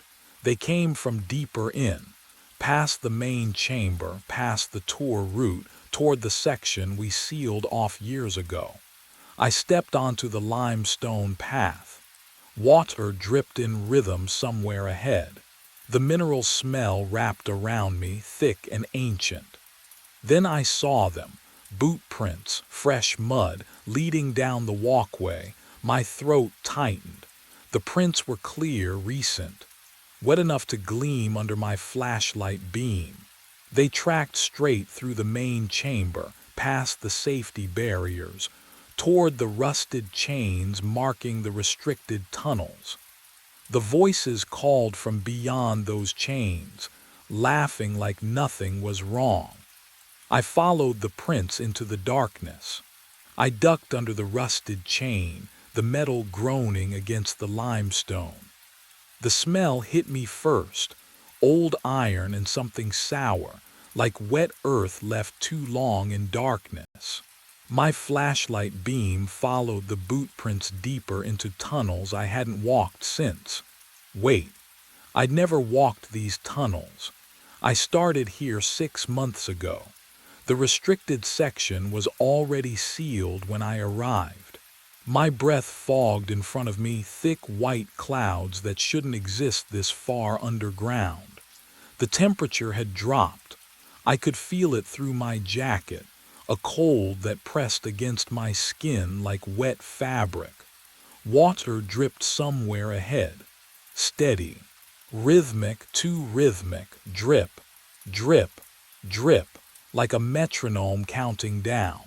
The boot prints continued, tracking mud through dust that looked undisturbed for years.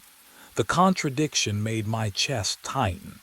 I followed them around a bend where the ceiling dropped low enough to force me into a crouch. My palms scraped against limestone, gritty and damp. The prints stopped. Dead end. Solid rock face. I swept the flashlight across the wall and the beam caught fresh scratches in the stone. Letters gouged deep, the edges still pale. Tour 340 emergency exit failed, guide trapped oxygen 4 hours. Below it, carved in smaller letters, December 19th, 2024. Today's date. My hand trembled. The flashlight beam shook across the wall. Can you imagine finding your own warning, your own handwriting in stone you've never touched? Behind me, the voices grew louder, not echoing from the main chamber anymore. Closer, moving through solid rock, through limestone that should block all sound. Footsteps approached from inside the wall itself, dozens of them, all walking toward me through impossible space. The voice came through the limestone, clearer now. A tour guide's practiced cadence, echoing facts about mineral deposits and water tables. I pressed my palm against the cold stone. The vibrations buzzed against my skin, words bleeding through solid rock. Blackwater Cave formed over 2 million years ago. And no, that's my voice. I stumbled back. The sound followed me, bouncing off the walls, layering over itself. My own inflections, my own pauses for effect. Reciting facts I'd memorized 6 months ago, but the order was wrong, starting with geological history instead of safety protocols. What would you do, hearing yourself speak from inside the earth? I dropped to my knees in the mud. My flashlight beam trembled across the boot prints leading to this dead end. I lifted my right foot, pressed it beside the nearest print. The tread pattern matched exactly.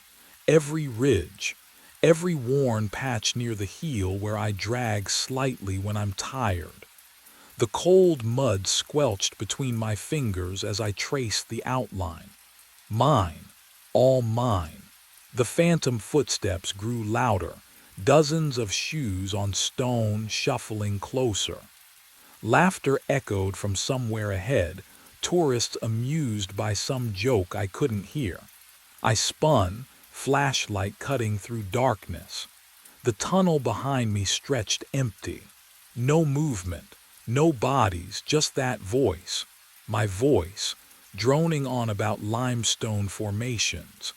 Then my beam caught something metallic lodged in the silt near the wall. Another flashlight, half buried, caked in dried mud. My hand shook as I reached for it, fingers closing around the cold aluminum cylinder. I lifted it free. Oh God, the metal was warm, still warm as if someone had been holding it seconds ago.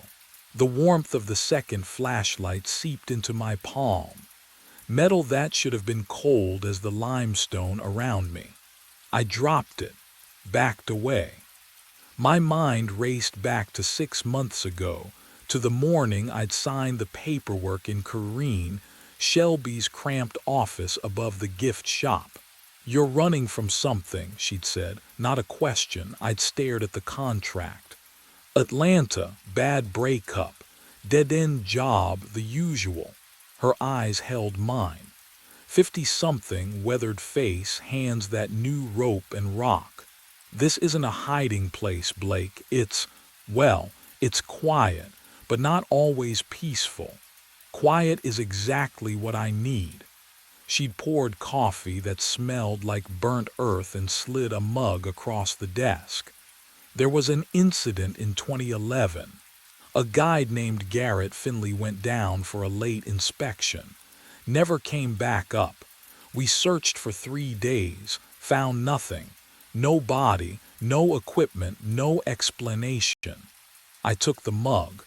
The warmth felt good. "What happened to him?" "Don't know," her voice dropped. "But we sealed the back tunnels after that, chain barrier. No one goes past the main tour route now, no exceptions." "Understood." "I'm serious, Blake," she leaned forward. "You hear anything strange down there, you leave. You don't investigate, you don't linger, you come up." "What would you do? Take a job in a cave where someone vanished without a trace?" I needed the isolation, the distance, the chance to stop thinking about everything I'd left behind. I moved into the trailer 50 yards from the cave entrance. Small, sparse, weak cell signal, perfect, 4 tour a day, same script, same jokes. Tourists laughed at the stalactite formations, gasped at the echo chamber, filed out satisfied. For 5 months and 3 weeks I heard nothing unusual. Water dripping in rhythm, wind whistling through cracks, the settling groan of ancient stone, until this week. The voices started small, a whisper I convinced myself was wind, laughter I blamed on acoustic tricks, footsteps that stopped when I turned around. I told myself caves played with sound, warped it, made you hear things that weren't there. But tonight, holding that warm flashlight in the dark, I understood something Corrine had been too afraid to say. Garrett Finley never left these tunnels, and neither would I. I climbed out at dawn. My hands still shook from holding that impossible warmth in the darkness. Inside the trailer, I opened the park records on my laptop. The keys felt cold under my fingertips. Damp paper smell rose from the file box Corrine had left me during orientation. Incident reports, tour logs, maintenance sheets yellowed at the edges. I needed to understand Tour 340. The logs ran sequential. Tour 337, Tour 338, Tour 339, and then nothing. The date beside 339 matched the day Garrett Finley disappeared. Tour 340 had never happened. My breath caught, but I'd heard it. I'd followed its footprints. I'd seen the warning scratched with today's date, the countdown, the emergency exit notation. Can you imagine finding proof that something impossible exists?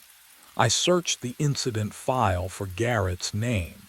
The report was thin. Male 34 hired 8 months prior, vanished during routine inspection. No body recovered. Section sealed by order of Dixon Reese. There was a photo. Oh, the room tilted. I gripped the desk. That face. Those hands. The way his shoulders hunched slightly forward like mine did after a long shift. Garrett Finley looked exactly like me, Not similar, not close. Identical. My pulse hammered in my ears. 3 sharp knocks rattled the trailer door. I flinched, nearly knocking over cold coffee from yesterday. Blake, Kareen's voice, but wrong, tight with fear. I opened the door. She stood in morning mist, arms wrapped around herself despite the humidity. Her eyes locked on mine, searched my face. Her mouth opened, closed. "You," she whispered. "You look just like Garrett." The words hung between us like a held breath. Behind her, past 50 yards of wet grass, the cave mouth exhaled its endless cold into the warming air. And from somewhere deep below, I heard footsteps beginning their descent. I didn't wait for the footsteps to reach us. "I have to go," I said, pushing past Kareen toward the trailer door. The cold morning air hit my face, sharp with the smell of wet limestone and something older, something wrong. Behind me, Kareen called my name, but the sound felt muffled, like I was already underwater. My truck sat where I'd parked it 6 months ago, or 8 months ago, depending on whose timeline I believed. The keys shook in my hand as I jammed them into the ignition. Click, click, nothing. I tried again. The engine didn't even turn over. Battery was new. I'd checked it last week. My palms were slick against the steering wheel and I could hear my own breathing, too fast, too shallow in the confined cab. Fine. I'd walk. The access road stretched ahead, familiar gravel crunching under my boots. 20 minutes to the main highway. I'd done it before for exercise, back when I still pretended this job was temporary. The cave mouth yawned to my left as I passed, that constant 50-degree exhale brushing the back of my neck. I didn't look, I walked faster. Pine trees lined the road, their shadows stretching in the early light. I counted my steps. 400, 600. The rhythm calmed me, gave me something to focus on besides the pressure building in my chest, like I'd forgotten to breathe properly, like the air wasn't reaching deep enough. 800 steps. The trailer appeared ahead. No, that's... I spun around. The road behind me stretched empty, gravel undisturbed except for my own footprints leading back the way I'd come. I'd been walking in a straight line. I'd felt the incline, the slight curve past the equipment shed. Can you lose 20 minutes and end up exactly where you started? I ran this time. Same trees, same shadows. The numbers in my head wouldn't stop. 2 hours, 53 minutes, counting down to something I couldn't name. I'd never started counting, but the knowledge sat in my skull like a stone, cold and absolute. The trailer door hung open. Kareen was gone. The cave pulled, not metaphorically. I felt it in my sternum, a fishhook tug toward that black mouth. My legs moved without permission, carrying me down the wooden steps, past the rusted chain barrier I'd crossed last night. The air grew thick, pressing against my eardrums. Every tunnel branched wrong. I tried the northern passage toward the old echo chamber, but the walls curved, narrowed, and deposited me at the restricted section's dead end. I tried again. Western route toward the formation they called the cathedral. The path twisted back on itself, limestone slick under my boots, and delivered me to the same scratched warning. Same muddy boot prints. Same emergency exit rusted shut. 2 hours, 38 minutes. I pressed my forehead against the cold stone, trying to remember when I'd started counting. The oxygen timer in my head ticked down with mechanical precision. each second dropping like water into an endless well. But I hadn't looked at my watch, hadn't checked the time since. Since when? The counting had always been there, and something in the darkness ahead, past the warning, past the point where my flashlight beam dissolved into nothing, something was waiting for me to run out. The figure ahead wore my jacket. I stopped. Flashlight beam shaking against wet limestone, same olive canvas, same frayed cuff on the left sleeve, the back of his head, my head, turned slightly and I saw the curve of my own ear, the exact angle of my jaw. He moved forward, boots squelching in mud. I couldn't breathe. The cold air pressed into my lungs like stones, mineral-scented and stale, but I forced myself to follow. What else could I do? Stay frozen in the dark. The double reached a junction where 3 tunnels split. He stopped, turned. Oh, God, my face, pale as cave fungus. Mouth moving, shaping words I couldn't hear. His eyes, my eyes, locked onto mine, but there was no recognition. No shock, just terror, raw and endless. His lips kept moving, forming the same silent phrase over and over. Then he pointed deeper into the left tunnel. I tried to speak. "What are you?" He turned and walked into solid stone, not through a passage, into the wall itself. Gone. My hand reached out, touched the limestone where he'd vanished. Solid, cold, real. Can you imagine what that feels like? Watching yourself disappear into rock. Something echoed from the left tunnel. A voice. My voice. I forced my legs to move. Every step felt wrong, like walking against current. The tunnel sloped downward, narrower now, and the voice grew clearer. Reciting. Blackwater Cave formed approximately 300 million years ago during the Mississippian period. Water dissolved the limestone, creating passages at a rate of, I rounded the corner. There I was again, standing in profile, gesturing to empty air, giving a tour to no one. My mouth moved in perfect sync with the words echoing off stone, but the tone was flat, mechanical, like I'd said them 10,000 times and lost all meaning. Please stay behind the guide at all times. The formations are fragile and, hey, I said. He didn't stop, didn't turn. Hey, louder now. Nothing. He continued the script, turning to face where a tour group should be, smiling at vacant darkness. Further ahead, past his frozen performance, I saw movement. Another figure crouched low. No, not another, me again. This one knelt at the dead end, right arm moving in jerky motions, scratching, metal on stone.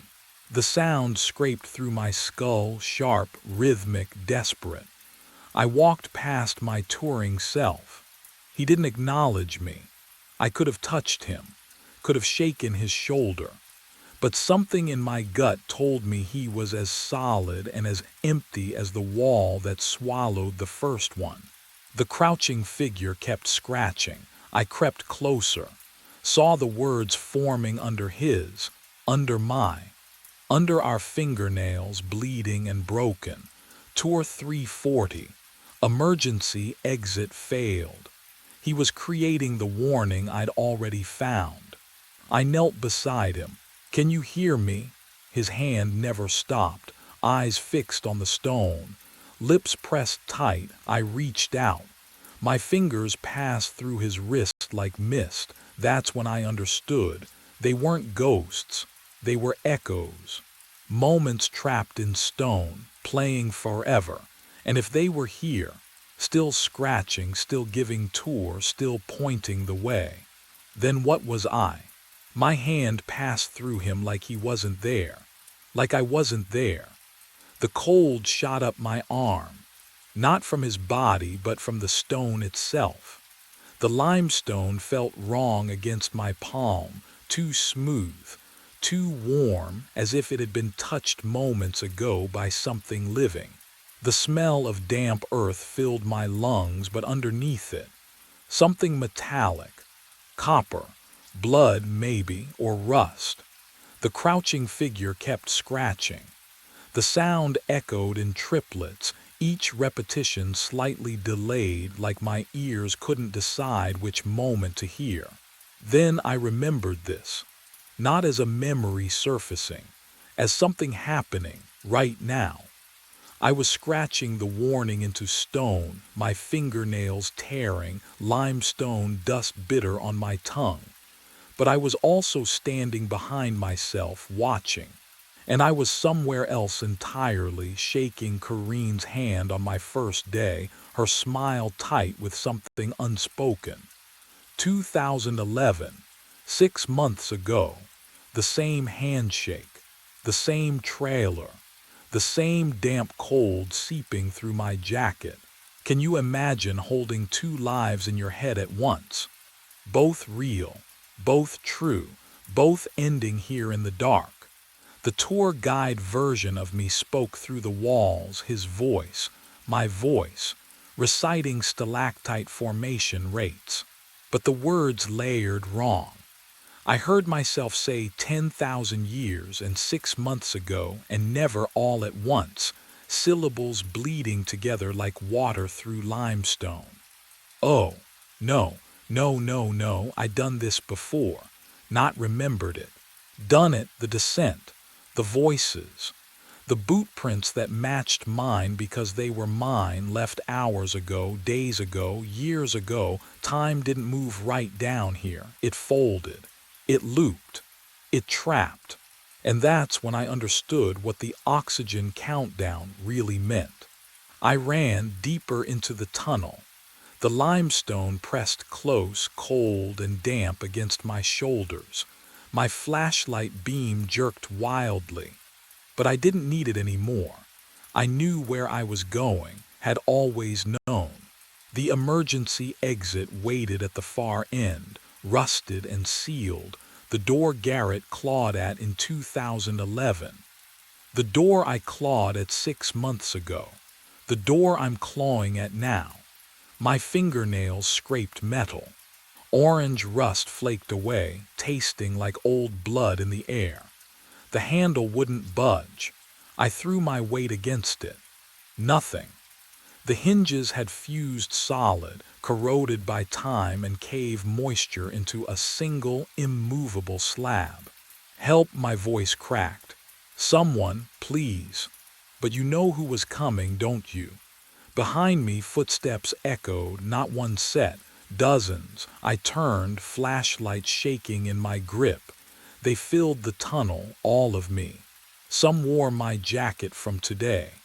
Others had clothing I didn't recognize but somehow remembered buying. One was bleeding from a head wound I'd never received.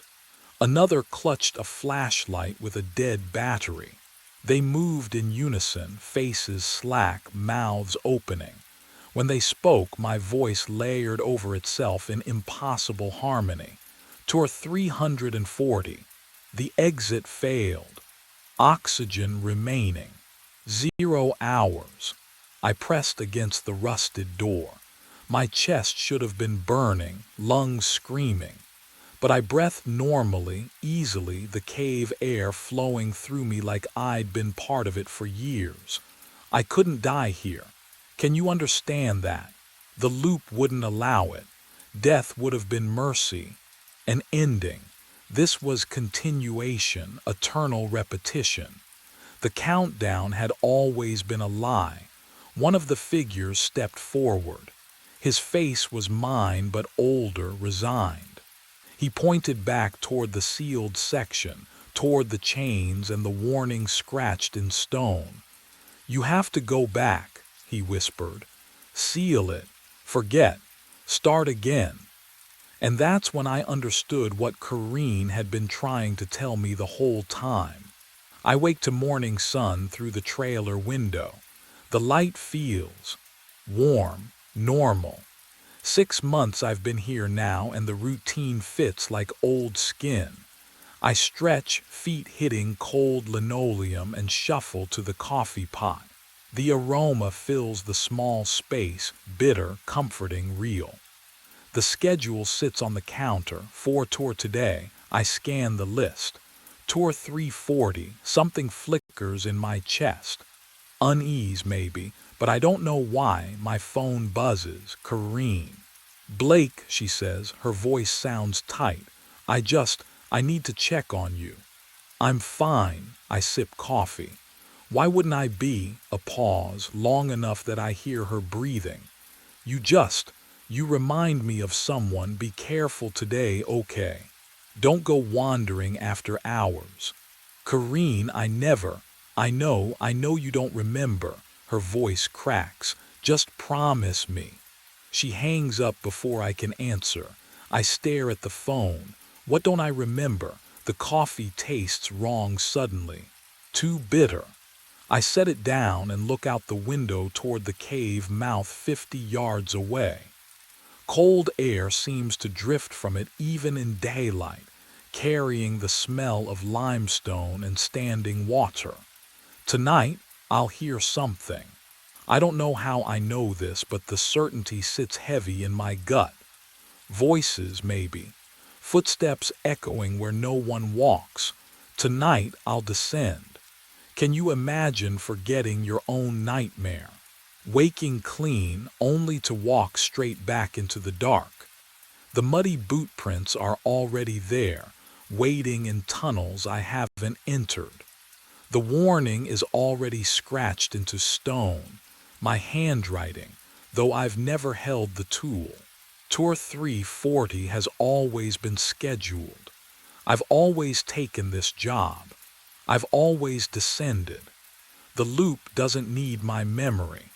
It only needs my feet to carry me down, again and again, into the cold and the dark and the voices that are all mine. I finish my coffee. The sun climbs higher. Tonight comes regardless. The sleeping bag is still warm. I crouch on the concrete floor of floor 32, my hand hovering an inch above the fabric. Heat radiates against my palm. Someone was here, minutes ago, maybe less. My flashlight beam catches the uniform hanging from an exposed pipe overhead. Security gray, pressed creases. The name tag glints under the light. Nathan Graves. My name, my uniform, but I'm wearing mine right now. The badge number underneath makes my throat tighten. 1847. My old badge. The one I lost 8 months ago during the brownout on floor 18. The one that was supposed to be deactivated. I pull my tablet from my belt with shaking fingers. The checkpoint log glows in the darkness. 2:17 a.m. 2 scans recorded, both using badge 1847 and badge 2139. Mine. 40 seconds apart. I've been alone in this building for 6 hours. 40 floors of empty offices and locked doors. Just me and the hum of ventilation systems. Just me and the motion sensor lights clicking on and off as I walk my routes. Except, I wasn't alone. My breath clouds in the cold air. The renovation stripped this floor down to bare concrete and dangling wires 3 months ago, but nobody's touched it since. No construction crew, no daytime staff, just an empty shell that smells like dust and something metallic I can't place. A coffee cup sits beside the sleeping bag. Steam curls from the surface. What would you do? Your hands are trembling. Your radio feels heavy on your hip. You could call it in right now, but who would believe you? I lean closer to the cup. The smell hits me, cheap break room coffee, 2 sugars, the way I take mine. Then I hear it. Boot steps. Echoing in the stairwell. Heavy, deliberate, climbing toward floor 32, climbing toward me. But what I didn't know yet was that whoever wore that uniform knew exactly when I'd find it. My mind keeps circling back to that first night, 2 weeks before I found the sleeping bag, before I understood what was happening. It was 2:17 a.m. when I reached floor 32. Just another checkpoint on another shift. The building stretched silent above and below me, 40 floors of empty offices and me the only living thing moving through them. I pressed my badge to the scanner. Beep. Then, beep again. I froze. The second tone came half a second after the first, like an echo that didn't quite match. My tablet vibrated in my hand. I glanced down at the log screen, expecting the usual single entry. 2 scans, both time-stamped, both showing my badge number. One at 2:17 a.m., one at 2:16 a.m. I stared at the screen. That wasn't possible. I'd been in the stairwell a minute ago, nowhere near the scanner. The renovation floor spread out before me, gutted concrete, exposed wiring, shadows pooling in every corner. Dust hung thick in the air, mixing with something else. Something faintly sweet, like coffee with too much cream. But I was holding my thermos. Black, no sugar, the way I always drank it. I turned in a slow circle, flashlight cutting through the darkness. Nothing. No one. Just the hum of the HVAC system and my own breathing. "System glitch," I muttered. My voice sounded too loud, swallowed immediately by the empty space. But my stomach twisted anyway. Because the scanner didn't malfunction. It never malfunctioned. I should have reported it right then. Should have called Helen, documented everything. But what would I even say? That the computer hiccuped. That I smelled phantom coffee. I backed toward the stairwell, unable to shake the feeling that the darkness behind me was occupied. The checkpoint log would haunt me for days. But what I didn't know yet, what I couldn't have known, was that someone had been watching me struggle with that tablet, studying my confusion with perfect, silent patience. I couldn't leave it alone. Back at the security desk, the monitor glow painted my hands blue as I clicked through the system logs. 1 night back, 2 nights, 5. The keyboard clacked in the empty lobby, each keystroke echoing off marble walls. My coffee had gone cold hours ago, but I kept drinking it anyway. The bitter taste keeping me focused. Floor 32, every single night. 2:17 a.m., double scan. 2:18 a.m., double scan. 1:59 a.m., double scan. The timestamps varied by 30 seconds, sometimes 90, but always 2 scans. Both logged to badge number 2143, my badge, the one clipped to my belt right now. I printed the report. 8 pages of proof. The paper felt heavy in my hands, still warm from the printer, smelling like toner and something else. Something stale. Old air. Like the building itself was exhaling through the vents. Helen Price answered on the 4th ring. "Nathan, it's 7 a.m. What?" The system's showing double scans, floor 32, every night for over a week. Silence. Then a sigh. Software error.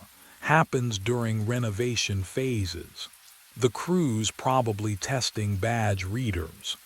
"There's no crew up there," I said. "I check it every night. It's completely empty." "Then it's a glitch." Her voice flat and dismissive. "I'll submit a ticket to it. Don't worry about it."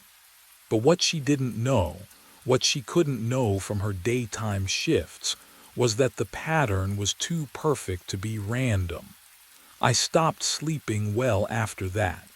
Every time I closed my eyes, I saw those timestamps, heard the double beep of the scanner, felt the weight of someone else's presence on that empty floor, moving through the darkness exactly 1 minute behind me. Or was it 1 minute ahead? And when I finally did sleep, I dreamed of walking my rounds, only to find my own footprints already pressed into the dust. I logged into the admin portal at 3:47 a.m. The screen's blue glow made my eyes ache, but sleep wasn't coming anyway, so I pulled up my badge history instead. The keyboard clicks echoed too loud in the empty lobby. Each tap another second of the shift I couldn't get through fast enough. My current badge, number 2035, showed 8 months of scans. Clean, predictable. The system had issued it after I lost my original during that brownout on floor 18. I remembered that night. The lights dying floor by floor. The emergency generators coughing to life. My badge, gone. Somewhere in the darkness between stairwells. Helen deactivated the old badge immediately. Standard protocol.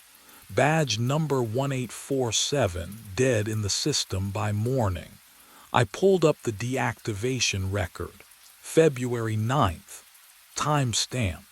0900 hours. Status. Inactive. But what I found next made my coffee taste like copper on my tongue.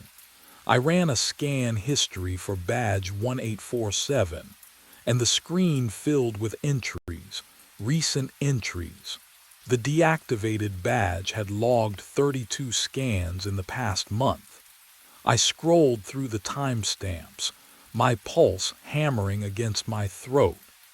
Every single scan occurred between 1:55 and 2:20 a.m. Every single scan registered on floor 32. Someone was wearing my old badge.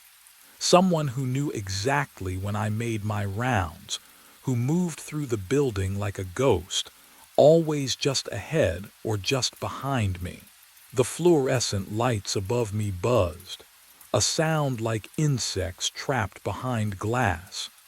I clicked deeper into the logs, my hands shaking now, because I needed to see the pattern, needed to understand who was living in my shadow. And that's when I noticed the first scan from the deactivated badge. It appeared exactly 30 days ago. On the same night, I'd started finding the double entries on floor 32. I decided to catch him early. 1:58 a.m. The stairwell door on floor 32 closed behind me with a metallic click that echoed down through 40 floors of empty concrete. I killed my flashlight and the darkness swallowed everything whole. The checkpoint scanner glowed faint blue near the east wall, the only light in the gutted space. Exposed wiring hung from the ceiling like dead nerves. The air tasted like dust and something chemical, paint thinner maybe.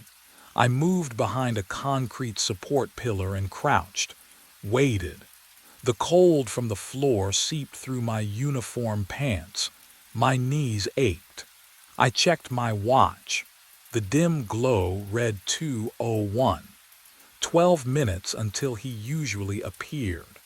12 minutes of listening to my own breathing and the distant hum of the building's ventilation system.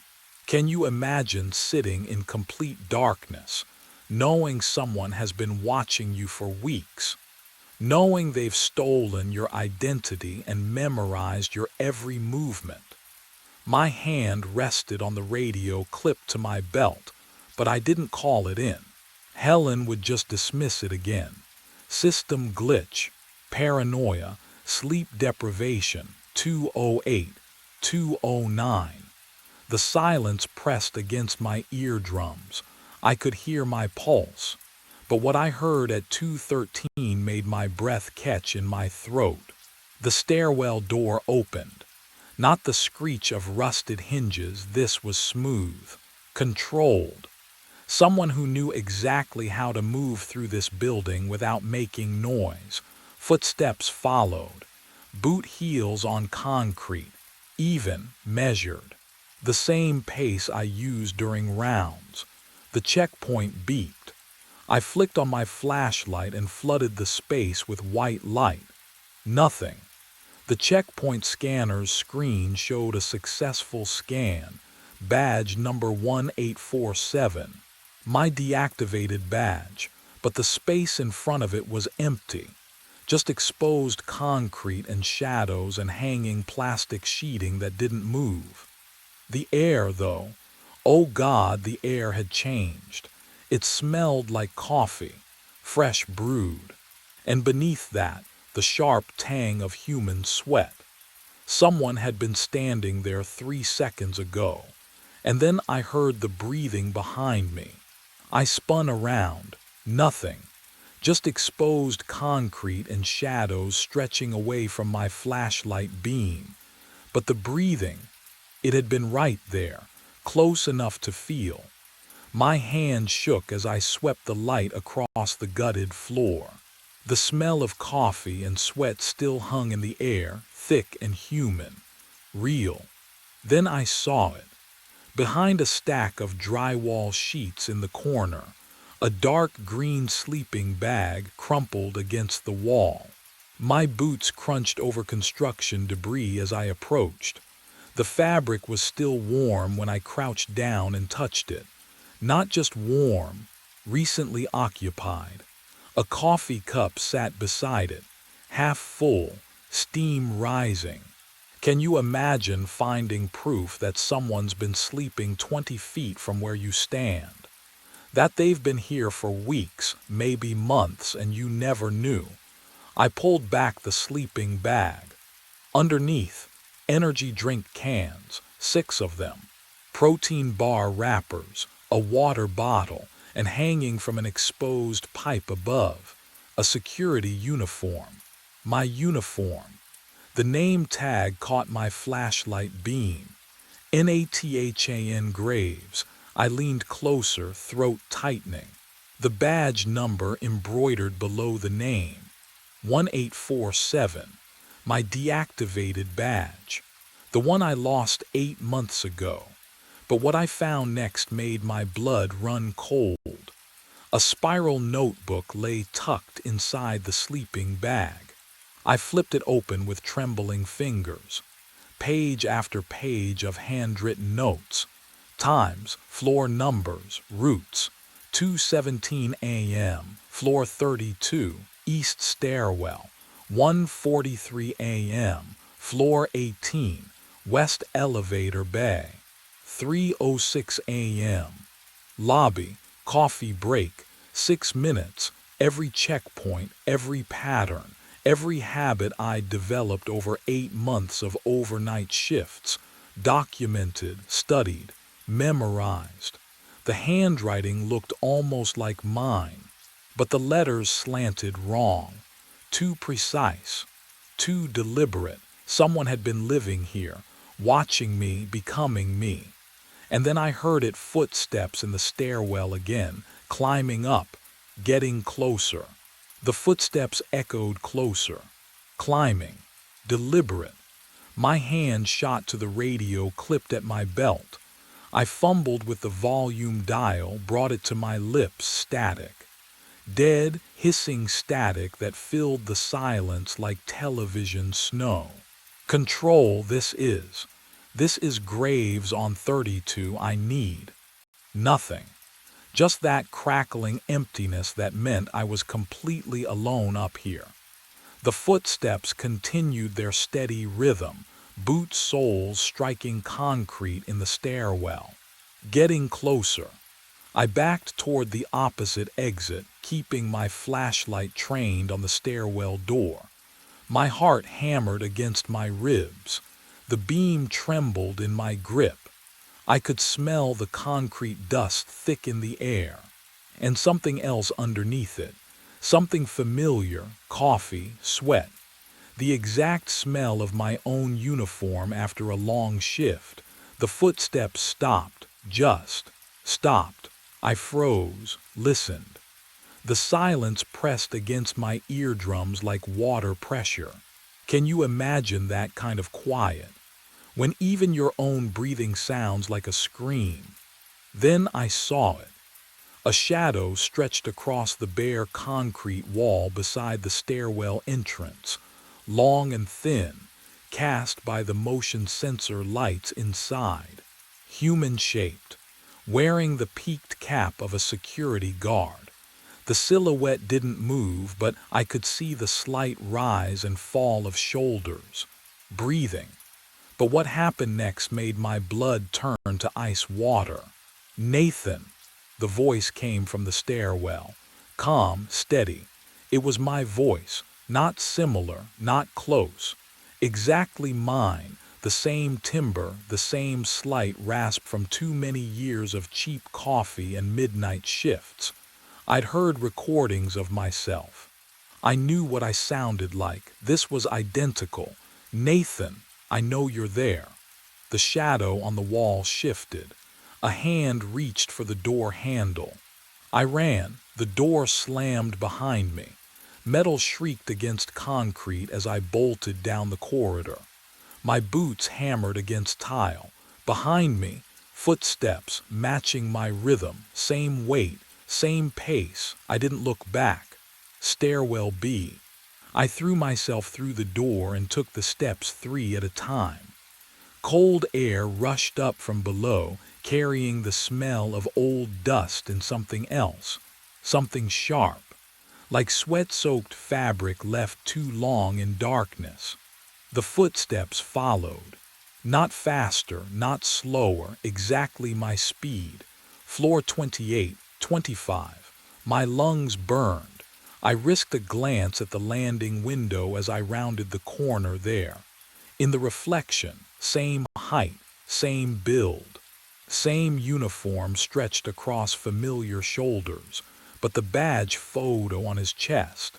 It looked washed out, faded, like a photograph left too long in sunlight. Can you imagine seeing yourself like that? Wrong in ways you can't quite name. I hit the lobby at full sprint. The security desk monitors glowed ahead like a lifeline. I grabbed the chair, pulled up the surveillance system with shaking hands. Floor 32. Camera 14. I scrolled back through the footage. Tonight. Yesterday. 3 days ago. My stomach dropped. The same 60-second loop, over and over. The empty checkpoint. The concrete pillar. Identical in every frame, for 16 days straight. Someone had edited the recordings, but that meant they'd accessed the security system, had root credentials, had been watching me watch nothing while the monitor flickered. All 40 cameras cut to black simultaneously. Then one by one they blinked back on. Every screen showed the same image now. Floor 32, camera 14, live feed. A figure stood in front of the checkpoint, staring directly up at the camera, wearing my face. I ran. Down the fire exit, boots hammering concrete, breath tearing through my chest like broken glass. The parking garage. Underground, thick walls. Somewhere I could think without 40 cameras broadcasting my terror. The auxiliary office door hung open.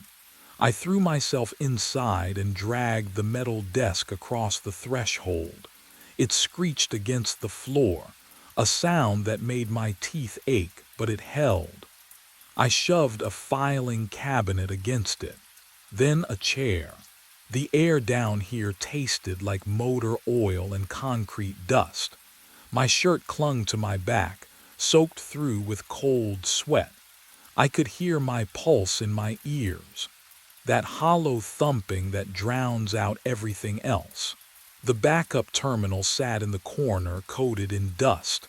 I jabbed the power button, waited, the fan whirred to life.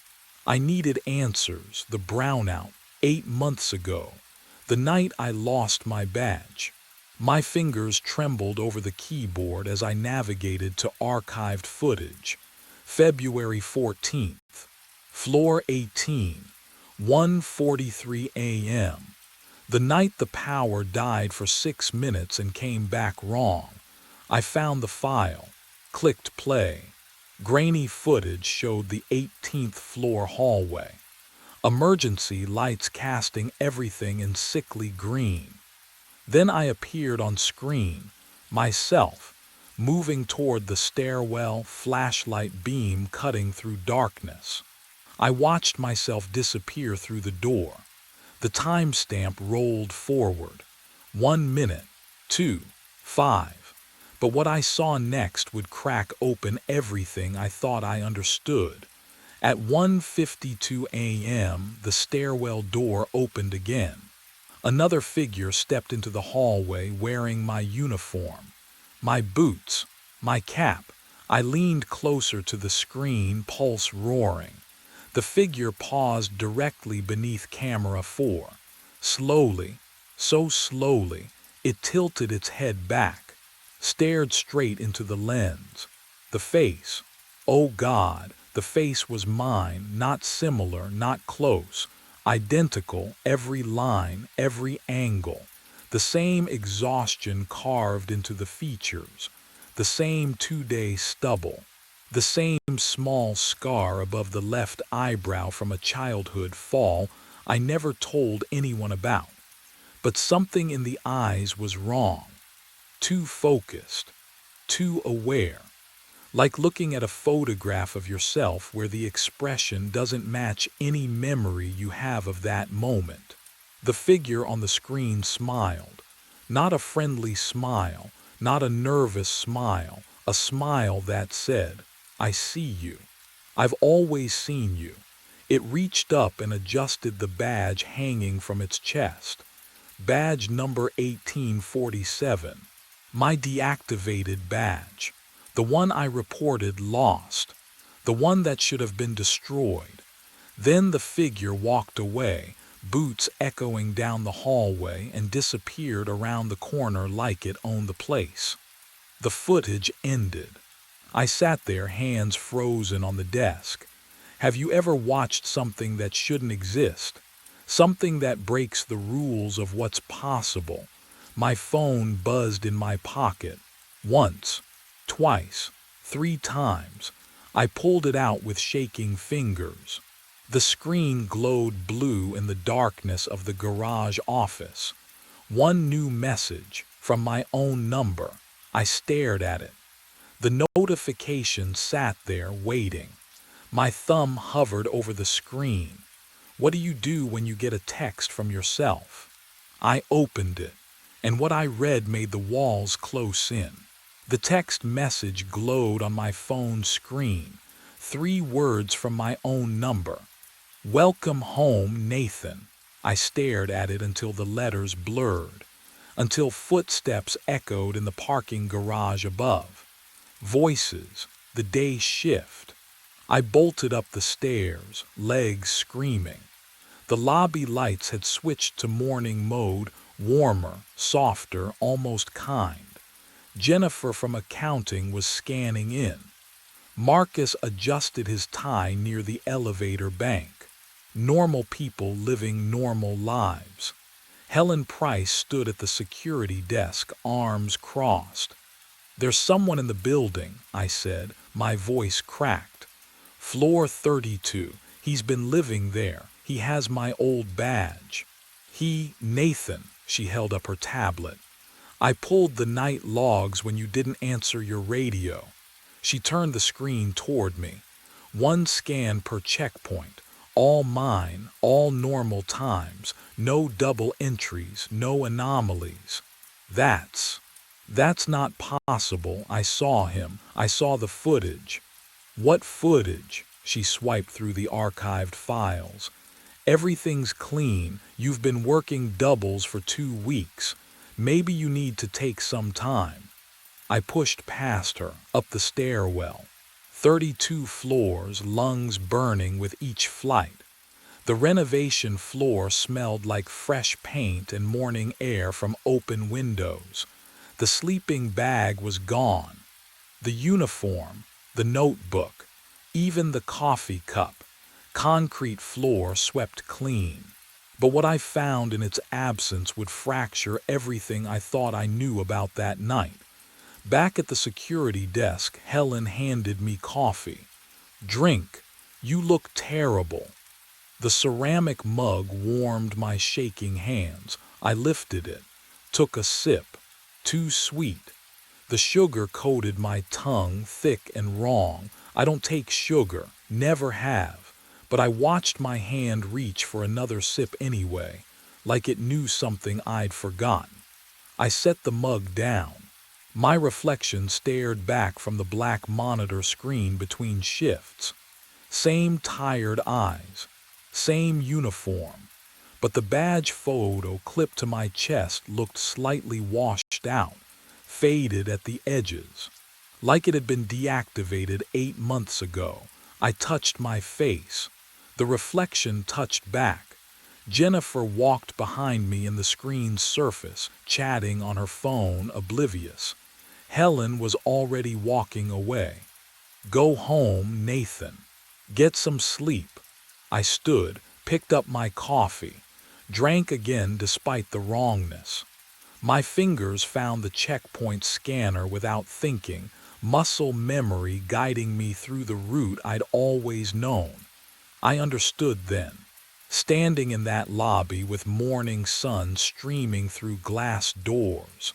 I'd been here before, not as the hunter, but as the one who'd waited in the dark, who'd learned every route, who'd slipped into an empty space and made it mine. The brownout. Floor 18. 8 months ago, I'd never left. And whoever had been wearing this badge before me, he was gone now. Erased as cleanly as the sleeping bag on floor 32. Because there could only ever be one Nathan Graves working nights at Thornhill Tower. I scanned out at the front desk. The system beeped once. Normal. Clean. I stepped into the morning cold, and the sun felt like a memory from someone else's life. Behind me, the building rose 40 floors into pale sky. Tomorrow night, I'd be back, scanning checkpoints, walking empty halls, waiting to see who else might lose their badge in the dark. The dashboard clock flickers to 3:13 a.m. I sit frozen in my truck, engine idling, watching a man in groundskeeper uniform cross Oak Ridge Cemetery. The green glow from the dash lights my trembling hands. Cold air seeps through the cracked window, carrying the smell of wet earth and rotting oak leaves. He carries white lilies. My breath fogs the windshield. I wipe it with my sleeve. The figure moves between headstones with purpose, deliberate, unhurried. The October darkness swallows most of him, but I catch pieces. Dark uniform, broad shoulders, something wrong with his gait. He limps. My ACL throbs in response, that phantom ache I've carried for 2 years. The same hitch in the left leg, the same compensating lean. Can you imagine watching yourself from 40 yards away? The coffee in my cup has gone cold. I don't remember buying coffee. The truck's heater rattles, but I'm shivering anyway. The man passes beneath the one working lamppost, and for 3 seconds, yellow light catches him full on. Oak Ridge Cemetery maintenance uniform. Stitched name on the chest. My name. But what froze the blood in my veins were the boots. Steel-toed Carolinas. Left one with the scuff mark from the shed door. Right one with the replaced laces, brown instead of black because I'd run out. I'm looking at my boots, walking away from me. The figure reaches section D and kneels beside a grave I know too well, though I've never understood why I know it. The dashboard clock flickers again, still 3:13. He turns his head and looks directly at my truck. The memory surfaces like cold water. 3 weeks earlier, the cemetery had felt ordinary. Morning rounds at 6:30, my breath fogging in October air, boots crunching through grass still silver with dew. Section D, row 12. The same route I'd walked every day for 8 months. That's when I saw them. White lilies, fresh, arranged carefully against Margaret Hartwell's headstone. I stopped mid-step. The flowers were pristine, petals still closed tight, stems wrapped in brown paper that hadn't softened from moisture. No wilting, no browning at the edges. They couldn't have been there more than an hour. But no one visits this grave. I know because I checked the logs. Margaret Hartwell died in 1987. No family listed. No flowers in decades.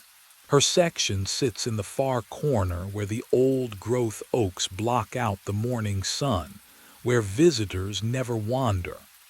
The grass around her stone had gone to seed years before I started working here. I crouched down, my bad knee protesting. The dew soaked through my uniform pants, cold, immediate. I reached for the flowers and my fingertips brushed the headstone. Warm. Can you imagine? Stone that should have been ice cold in October dawn, warm like skin. I pulled my hand back, looked around. The cemetery stretched empty in all directions, 40 acres of silence broken only by the distant hum of the highway. No tire tracks on the access road. No footprints in the dew except my own trail leading here. The lilies had simply appeared. I picked them up. The paper crinkled too loudly in the quiet. No card, no ribbon, just flowers that shouldn't exist, left on a grave no one remembered. But what I didn't know then, what I couldn't have known, was that this was only the beginning. I carried them back to the shed, my limp more pronounced on the uneven ground. The stone building smelled like earth and old coffee. I set the lilies on the desk and stared at them under the dusty window light. My hands were shaking. I told myself it was nothing. A mistake. Someone visiting the wrong grave in the dark. I'd find an explanation in the visitor logs, in the security notes Patricia left. There had to be a reason. There had to be, but when I checked the logs, nothing. The cemetery had been locked since 8 p.m. the night before. No cars.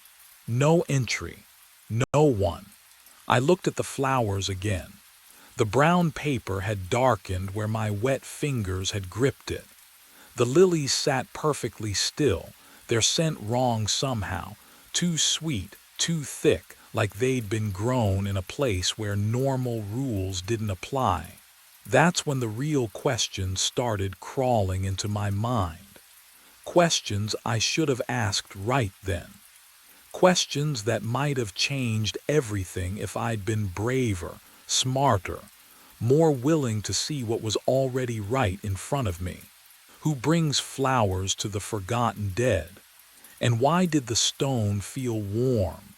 But I didn't investigate that morning. Didn't go back to the grave. I threw the flowers in the trash behind the shed and tried to forget about them. Tried to convince myself it was nothing. Because the alternative, that something impossible had happened in my cemetery on my watch, was too much to accept. The next morning, the lilies were there again. Day 3, the lilies were back. I stood in section D at dawn, staring at the white petals against the gray stone. Fresh, perfect, like someone had placed them minutes before I arrived. My breath misted in the October cold, but when I knelt and pressed my palm to Margaret Hartwell's headstone, warmth radiated through the granite. I jerked my hand back. No footprints in the frost. No tire tracks on the access road. I'd checked the gate lock myself the night before, rusted shut, same as always. Day 4, day 5, day 6. Every morning the flowers returned. I stopped removing them. Instead, I checked the visitor logs going back 2 months. Empty pages. I reviewed the security camera footage from the main entrance. Grainy, useless, showing nothing but deer and wind-blown leaves. Patricia gave me a concerned look when I asked about night maintenance schedules, but I didn't explain. How could I? Have you ever felt watched by the past? That weight between your shoulder blades like eyes you can't see. I started spending my lunch breaks in the basement archive beneath the shed. Moldy file boxes stacked to the ceiling, a single bulb swinging overhead. The smell of damp paper and earth clung to everything. I found Margaret Hartwell's burial record in a water-stained ledger. Died October 1987, age 34, no surviving family listed, no service held. 38 years in the ground. Alone. But someone remembered her. Someone who left no trace. That night I returned to the grave after my shift ended. The stone was warm again. And this time I caught it. A scent, faint as a whisper, threading through the cold air. Lilac perfume. And that's when I realized the flowers weren't the real message. I drove to the hardware store at noon. My hands shook mounting the camera to the oak tree, the metal cold enough to burn my palms. The screws kept slipping. My ACL throbbed with each shift of weight. That deep ache that never really leaves. I angled the lens toward Margaret Hartwell's headstone 20 feet away. The stone looked ordinary in daylight, gray, weathered, dead, but I'd felt the warmth. I limped back to the shed and tested the monitor. Grainy black and white feed, motion activated, battery backup, professional enough. Patricia would fire me if she knew I was doing this, wasting equipment on. What? A hunch. Can you blame someone for needing proof? That night I sat in the shed's break room, watching the small screen glow in the darkness. Cold coffee in a chipped mug. The smell of earth and mildew pressed close. The cemetery outside my window was silent, perfectly silent. No wind, no animals, just nothing. 1 a.m., 2 a.m. My breathing filled the room, but it sounded wrong somehow. Delayed, like an echo arriving before the original sound. I checked the monitor every 30 seconds. The grave sat empty in infrared glow. White lilies from this morning still rested against the stone. I'd left them there on purpose. A test. 2:45 a.m. My eyelids grew heavy. The coffee had gone room temperature an hour ago. Maybe this was stupid. Maybe I was losing it, sitting here in the dark, watching a dead woman's grave like some kind of. But what I didn't know yet was that the camera had already been watching me. 3:14 a.m. Movement detected. The monitor chimed. I lurched forward, knocking the mug to the floor. On screen, a figure crossed the frame, walking toward the grave, limping, wearing my uniform. I hit rewind. The footage jerked backward, the figure retreating from the grave in stuttered steps. My finger trembled on the mouse. Play again. 3:14 a.m. The man appeared at the edge of the frame, limping. That same hitch in his right leg I'd carried since the ACL tear. The one that made me drag my boot through mud. He walked closer, closer. I paused the feed, zoomed in. The uniform was mine, dark green, frayed at the collar. But that wasn't. I leaned into the monitor until my nose nearly touched the screen. There, stitched above the chest pocket, Miller, my name. Have you ever seen your own face where it shouldn't be? Not a reflection. Not a photograph you forgot taking. Something else. Something wrong. I zoomed further. The pixels fractured into gray squares, but the features held. My jawline, my receding hairline, the scar through my left eyebrow from a childhood fall. My hands were slick, cold. I wiped them on my jeans and clicked forward frame by frame. The figure bent, placed white lilies on the stone, then stood, motionless. The timestamp crawled forward. 8 minutes. He never moved. Just stared down at Margaret Hartwell's grave like he was waiting for permission to leave. But the worst detail was still hidden in the footage. I scrubbed to the end. 3:22 a.m.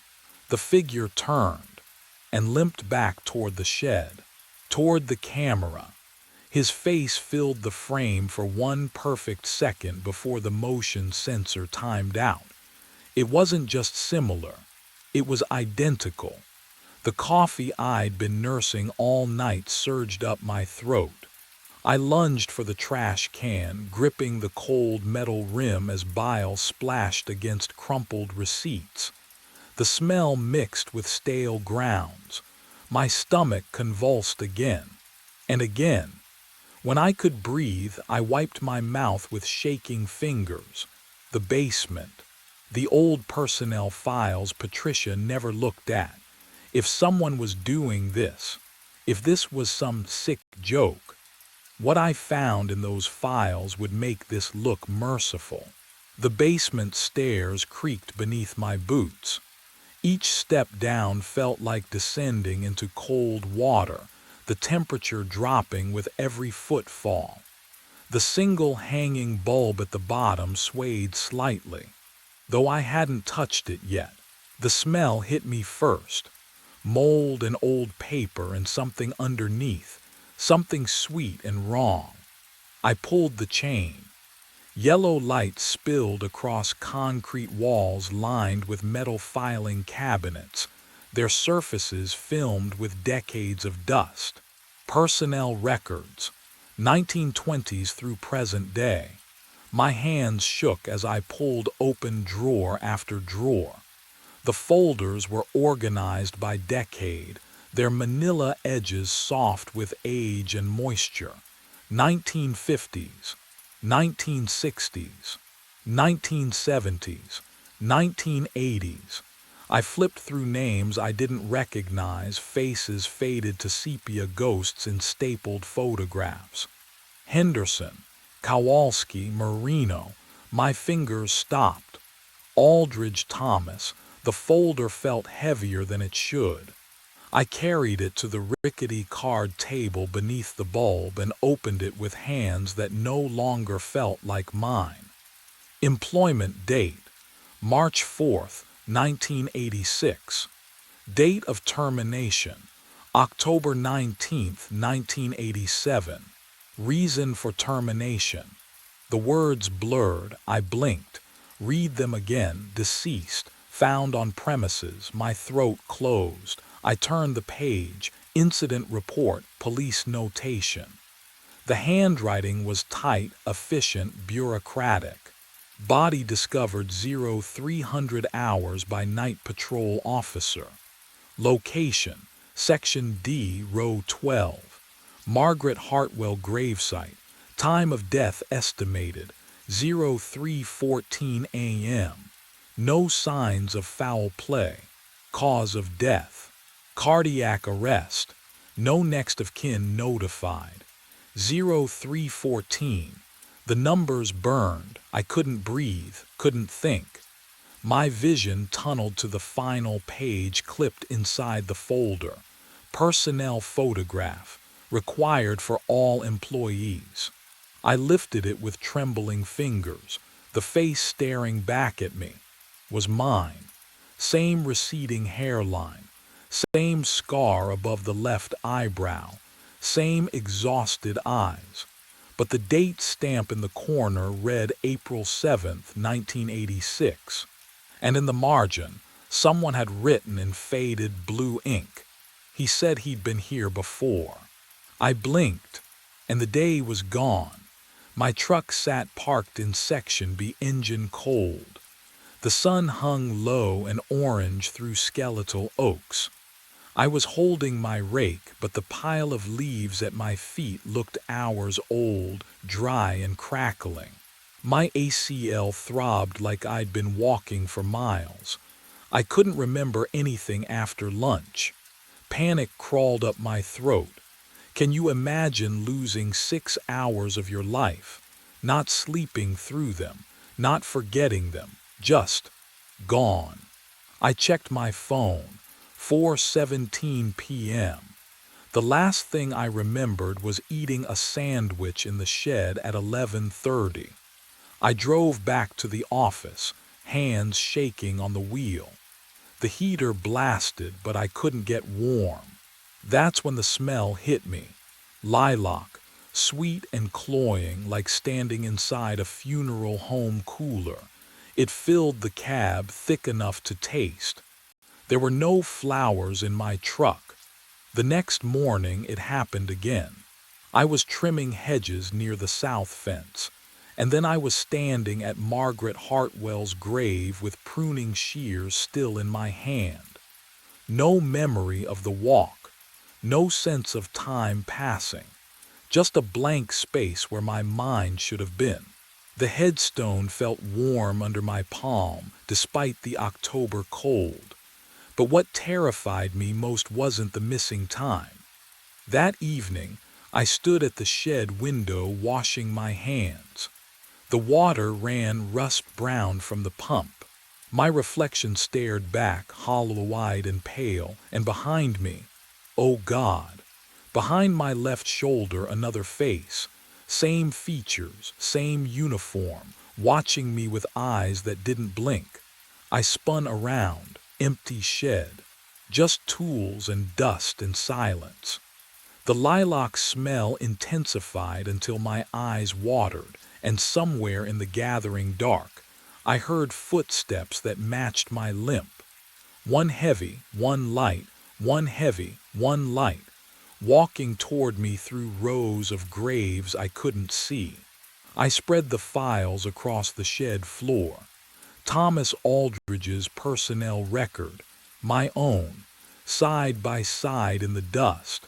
The dates matched, not similar, identical.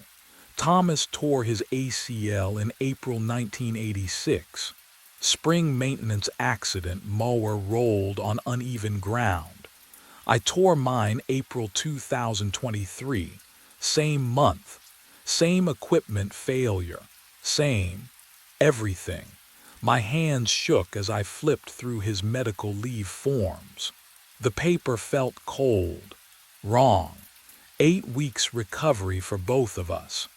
8 weeks before we returned to work, limping changed. Thomas's wife filed for divorce in June 1986. Linda filed against me June 2023. I traced the words with my finger. The complaints were nearly identical.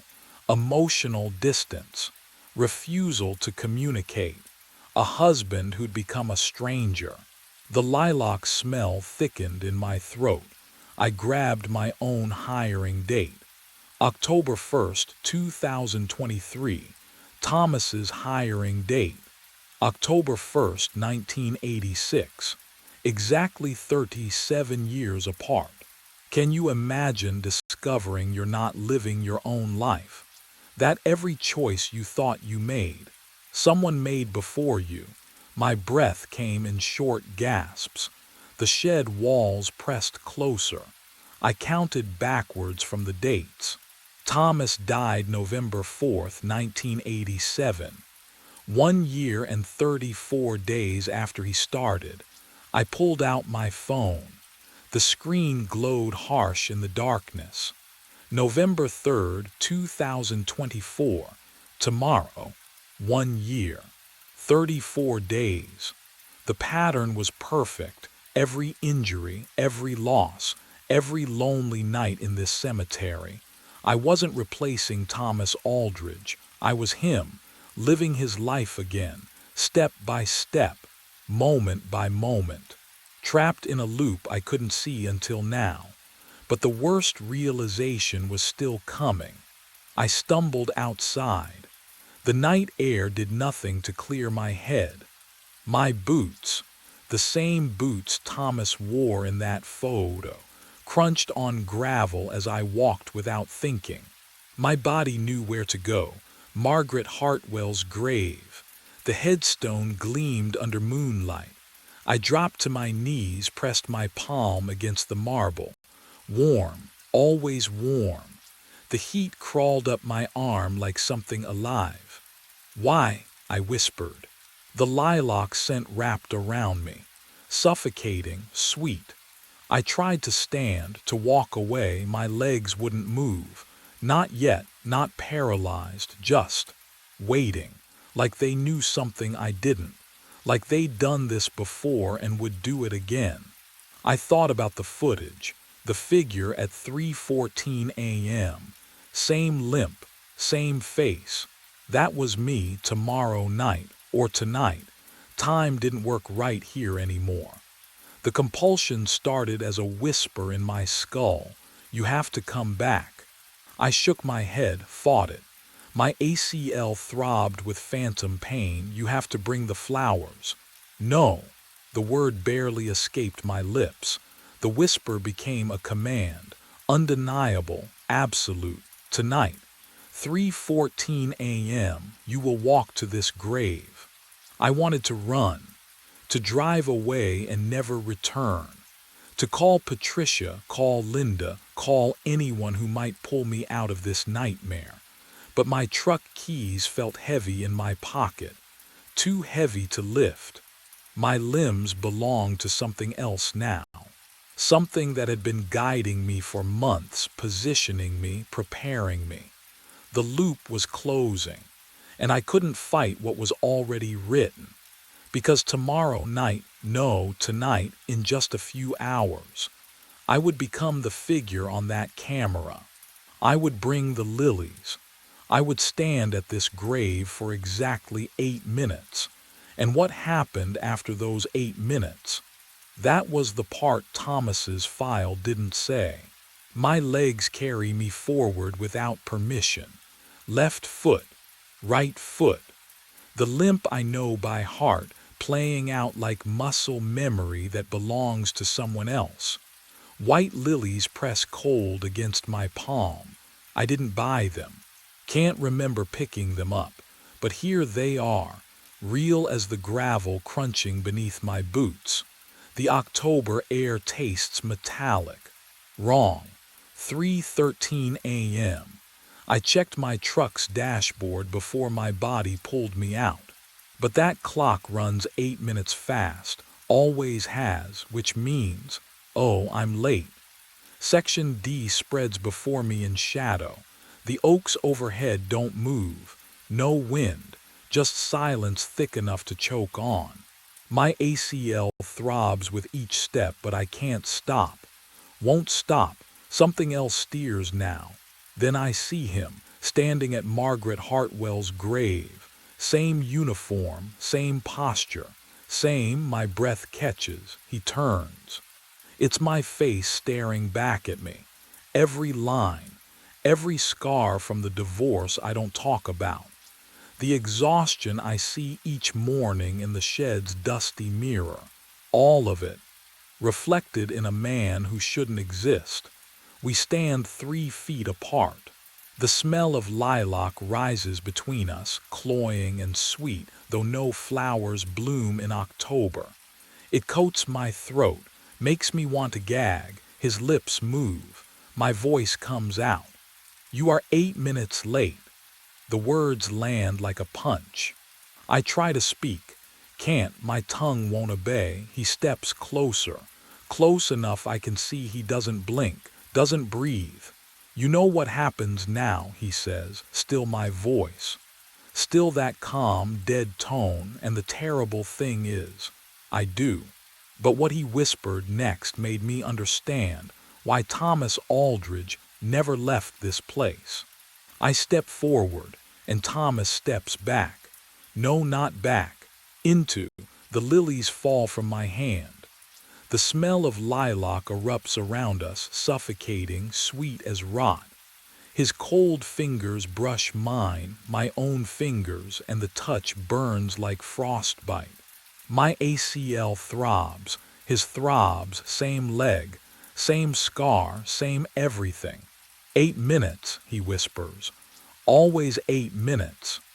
The grave beneath our feet pulses warmth through my boots. 314 plus 8 equals 322. The dashboard clock in my truck, always 8 minutes fast. The engine still running somewhere behind me in the dark. I can hear it idling, faint and distant like a heartbeat fading. We are merging. Can you imagine what that feels like? His memories pour into mine, standing at this grave in 1987, finding flowers he didn't leave, installing his own camera, discovering his own face in files. The loop doesn't repeat, it layers. Thomas never left because I am Thomas, and someone before him, and someone before that. But what happened at 322 was worse than I'd imagined. The warmth from the stone spreads up through my legs into my chest. My vision blurs. Thomas's face, my face, fades like fog burning off at sunrise. I try to scream.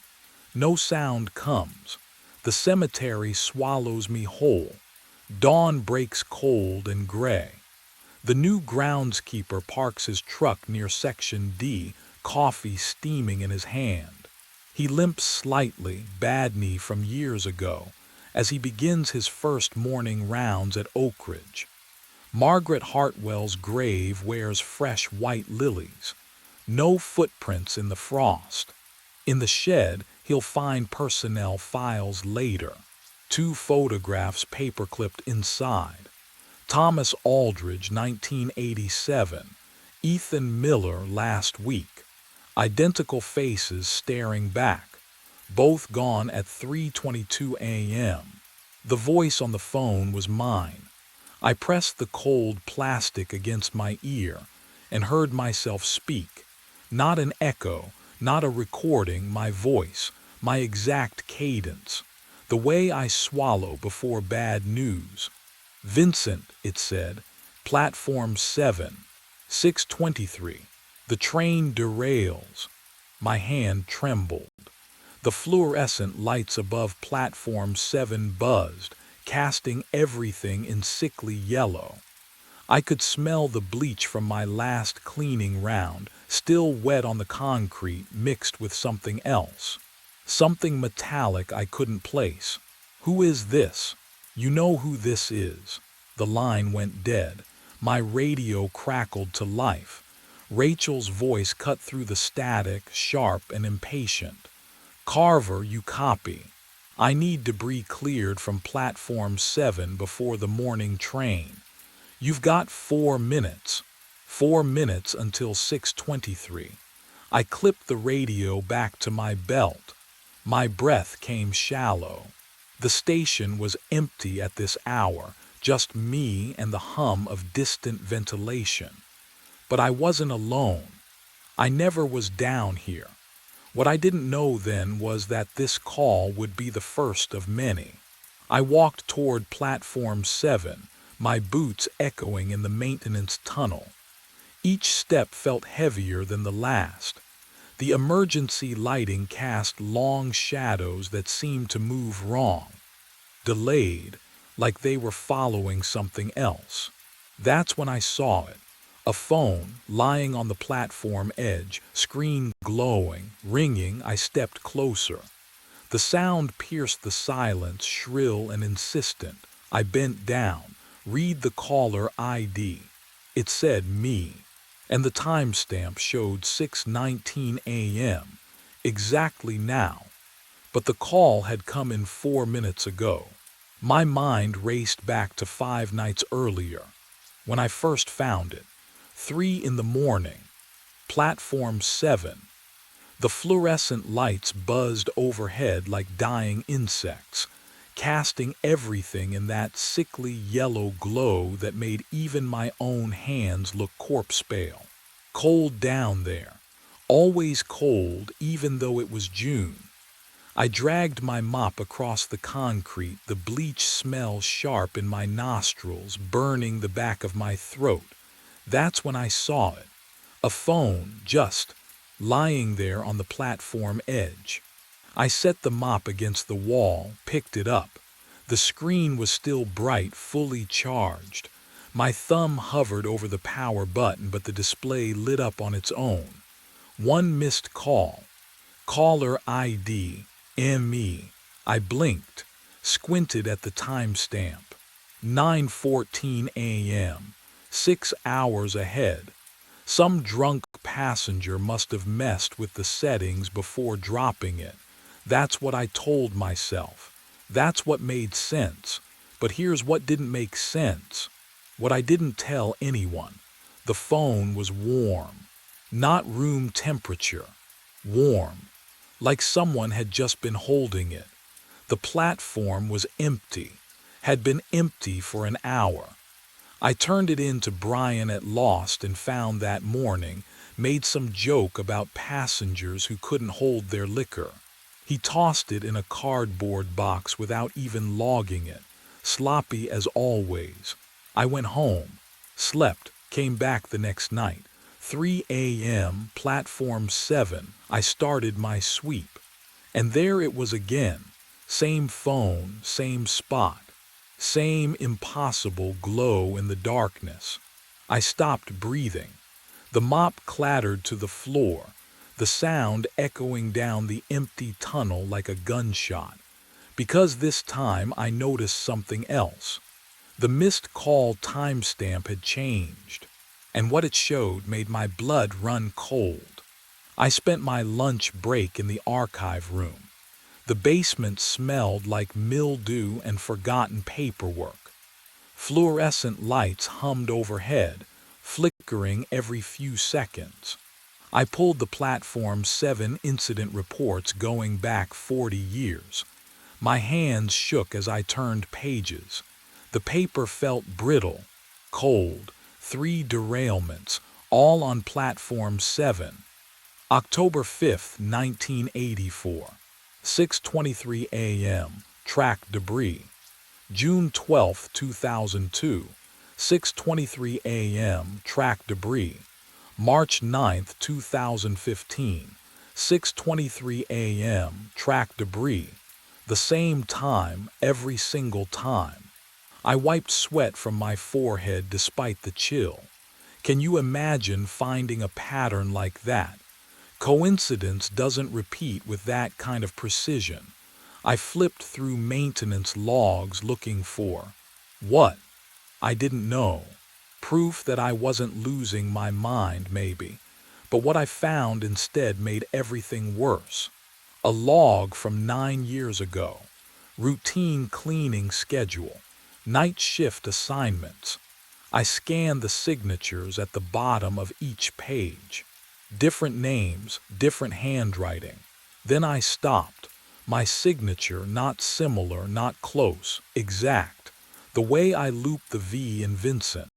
The way I cross my T's too high. My employee number beneath it. I never worked here 9 years ago. I was still married then, still living upstate. I didn't even move to the city until 6 years ago. My finger traced the ink. It didn't smudge. Wasn't a photocopy. Original pen. Original pressure marks on the paper. I checked the date again. Checked my own signature again.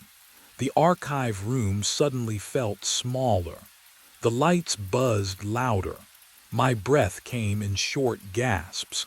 If I signed that log 9 years ago, then where was I? And what else had I forgotten? I called in sick for the first time in 3 years. Rachel's voice on the phone was sharp, skeptical. "You sound fine to me, Carver." "Stomach thing," I lied, staring at my reflection in the bathroom mirror. The fluorescent bulb overhead flickered once, twice. "I can't make it tonight," she sighed. "Fine, but I need documentation if this becomes a pattern. A pattern, if only she knew. I locked every door in my apartment, checked the windows, drew the blinds. At midnight, I sat on my couch with the lights on, watching infomercials with the volume turned up. The normalcy felt like a lifeline. People selling cookware. People buying things they didn't need. A world where time moved forward. At 2 a.m. the lights flickered. Not like before. This was different, slower, deliberate. The bulbs dimmed to amber, then surged back to white. The hum of electricity became a pulse. I stood, heart hammering against my ribs. The subway rumble started beneath my feet. Have you ever felt something that shouldn't exist? A vibration traveling through 6 floors of concrete and steel, climbing up through the foundation, rattling the coffee mug on my table. My building isn't near the subway. The nearest line runs 4 blocks east. The rumble grew louder. My phone rang. I looked at the screen. Caller ID, ME. My thumb hovered over the red button. I could answer. I could ignore it. What would you do? The ringing filled my apartment, too loud, too sharp, each tone drilling into my skull like a warning I couldn't decode. I didn't answer. The ringing stopped. The rumble stopped. The lights steadied. Silence wrapped around me like cold water, and for one desperate moment I thought I'd won. I was wrong. At 3 a.m. I opened my eyes. Cold air bit my exposed skin. The smell of bleach and damp concrete filled my lungs. Overhead, fluorescent lights buzzed in their familiar rhythm. My fingers gripped something solid, the handle of my cleaning cart. I stood on platform 7, holding my supplies, my uniform still on, my shoes still laced. I had no memory of leaving home. But what I found in my pocket would make me wish I'd answered that call. My hand found it before my mind did. The phone, smooth glass against my palm, still warm, still charged. I pulled it from my pocket under the flickering lights of platform 7, and something inside me snapped. The custodial office was empty at 3:15 in the morning. I grabbed the hammer from the tool cabinet, laid the phone on the concrete floor, raised the hammer high. The first strike sent cracks spiderwebbing across the screen. The sound echoed off metal lockers, sharp, final. I hit it again, again. Glass shattered into glittering pieces. The battery split open with a chemical smell that burned my nostrils.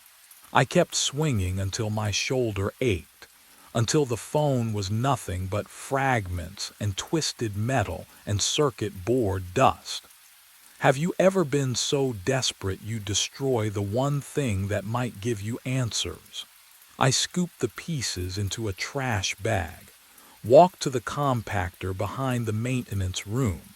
The machine groaned as it swallowed the bag. I watched through the small window as the crusher descended. Metal grinding against metal, a sound like bones breaking. The bag compressed into a flat, unrecognizable disc. I exhaled for what felt like the first time in hours.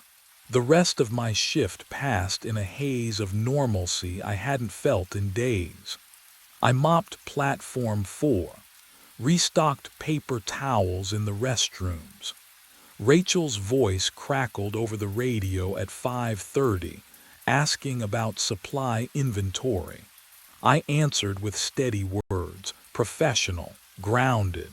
At 6 a.m., I did my final sweep of Platform 7, but what I found there would prove that some things refuse to stay broken. The phone sat on the bench, same spot as always. Screen intact, not a scratch. I picked it up with trembling fingers. Cold, impossibly cold, like it had been in a freezer, not freshly charged. I turned it over. One missed call. Caller ID, ME. The timestamp had changed. It no longer read 6 hours ahead. It read 6:23 tomorrow. I stood there, staring at the phone in my hand. The timestamp glowed. 6:23 tomorrow, not 6 hours ahead anymore. You look different. The voice came from behind me, rough, like gravel scraped over concrete. I spun around. The homeless man stood 5 feet away. Jerry, I think someone had called him once. He smelled like old newspapers and rain-soaked wool. Different haircut, he said. His eyes didn't blink. But same face. Same name tag. My throat tightened. I don't. Vincent Carver. He pronounced each syllable carefully like he'd practiced. I remember you. The platform felt colder. Have you ever had someone look at you like they've seen your ghost? That's how Jerry stared. Not at me, through me. You don't know me, I said. I do. He stepped closer. His breath came in short, wheezing bursts. Seen you die 4 times now, always here. Always Platform 7. He pointed one yellowed fingernail at the ground beneath our feet. Always at 6:23. My pulse hammered in my ears. The phone grew heavy in my palm. You're confused, I said. I've never, you have. Jerry reached into his coat. The fabric rustled. He pulled out a notebook, small, spiral-bound, the cover warped from moisture. He opened it with trembling hands. The pages were filled with dates, hundreds of them, all handwritten in cramped, desperate letters, all circled in red ink. But what I saw next made my knees buckle. Every single date was the same month, the same day, the same year, today's date. And beside each one in Jerry's shaking scrawl were 2 words repeated over and over: he died. He died. He died. How many times? Jerry's voice cracked. How many times are you going to let it happen? I could change it. If I couldn't escape the loop, maybe I could break it from the inside. The maintenance tunnels smelled like rust and old grease as I descended the access ladder near Platform 7. My flashlight beam cut through the darkness, finding the track switch mechanism. A metal box bolted to the tunnel wall, wires snaking into the concrete like veins. I yanked the manual override lever. Hard. The metal groaned, then clicked. The switch indicator light shifted from green to amber. Platform 7 was now disconnected from the 6:23 train route.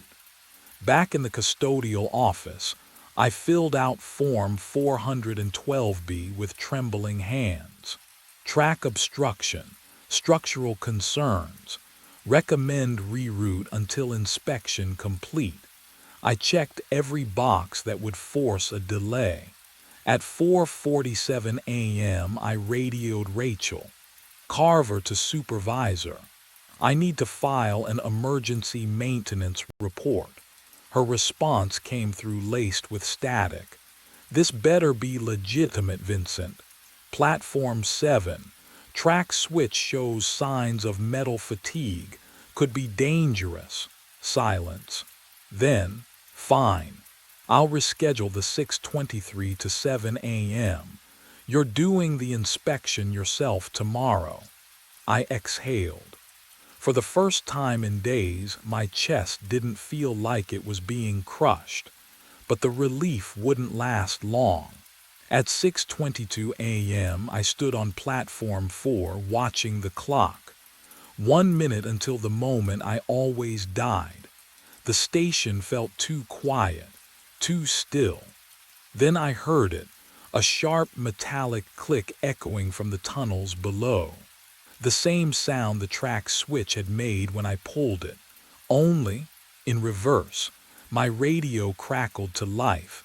Rachel's voice. Cold, mechanical, wrong somehow. Carver, I need you to clear debris from platform 7 before the 6:23 arrives. I looked at my watch. The schedule had changed back. And I realized something far worse than dying. I'd been trying to stop this before.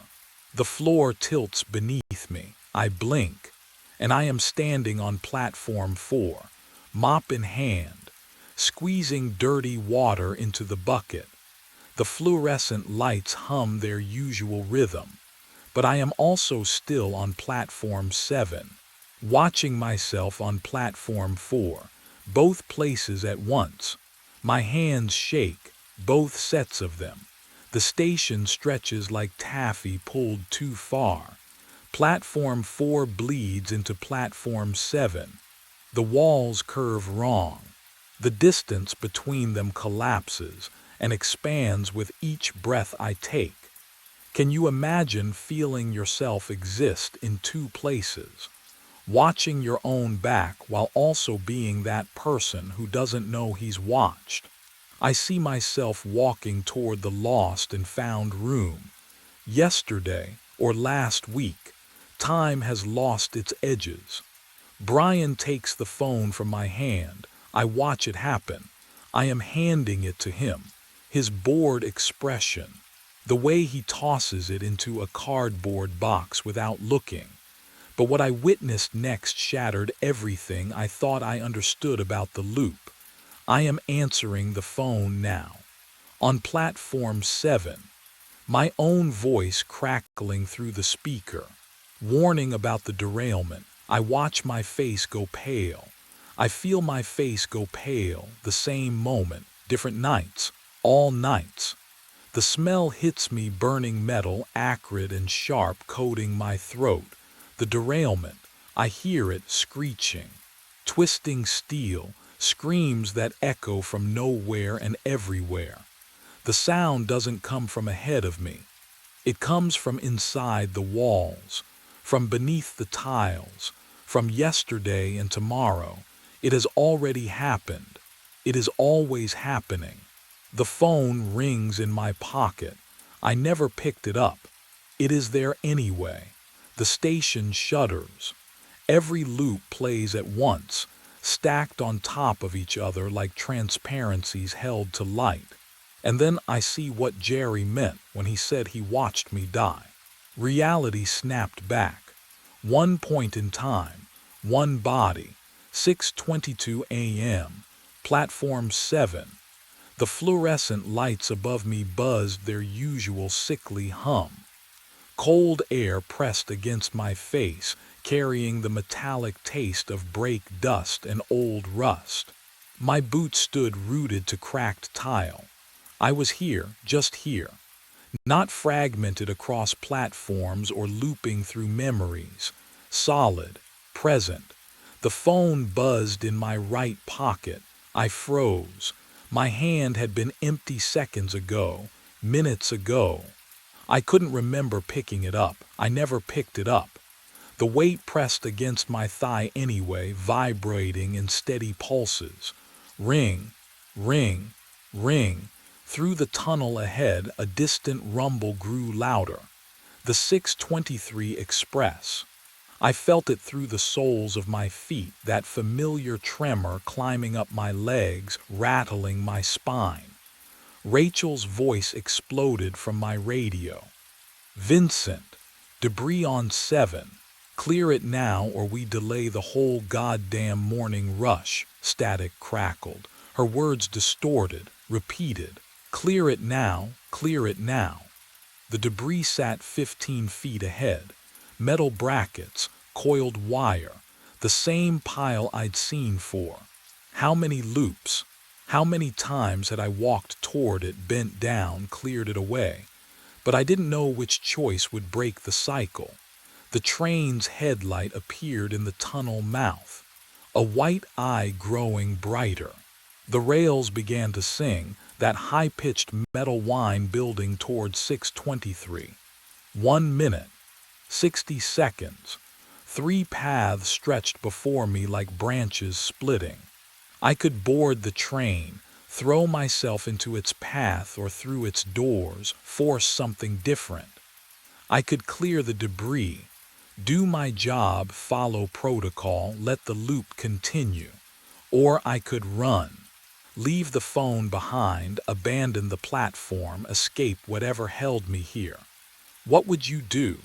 Knowing every choice might seal you into this moment forever. The phone kept ringing. My own voice waited on the other end, warning me, or lying to me. I didn't know anymore which version of myself to trust. The train was 30 seconds away. The platform trembled. Rachel's static voice repeated clearance demands.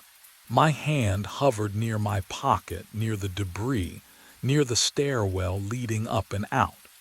And that's when I realized the truth. Whatever choice I made at 6:23 had already been made, was always being made, would never stop being made. I reached forward. I pulled the phone from my pocket. The screen glowed against the darkness.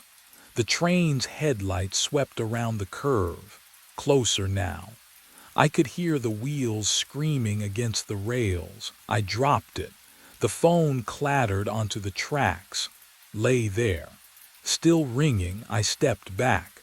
6:23. The train hit the phone dead center.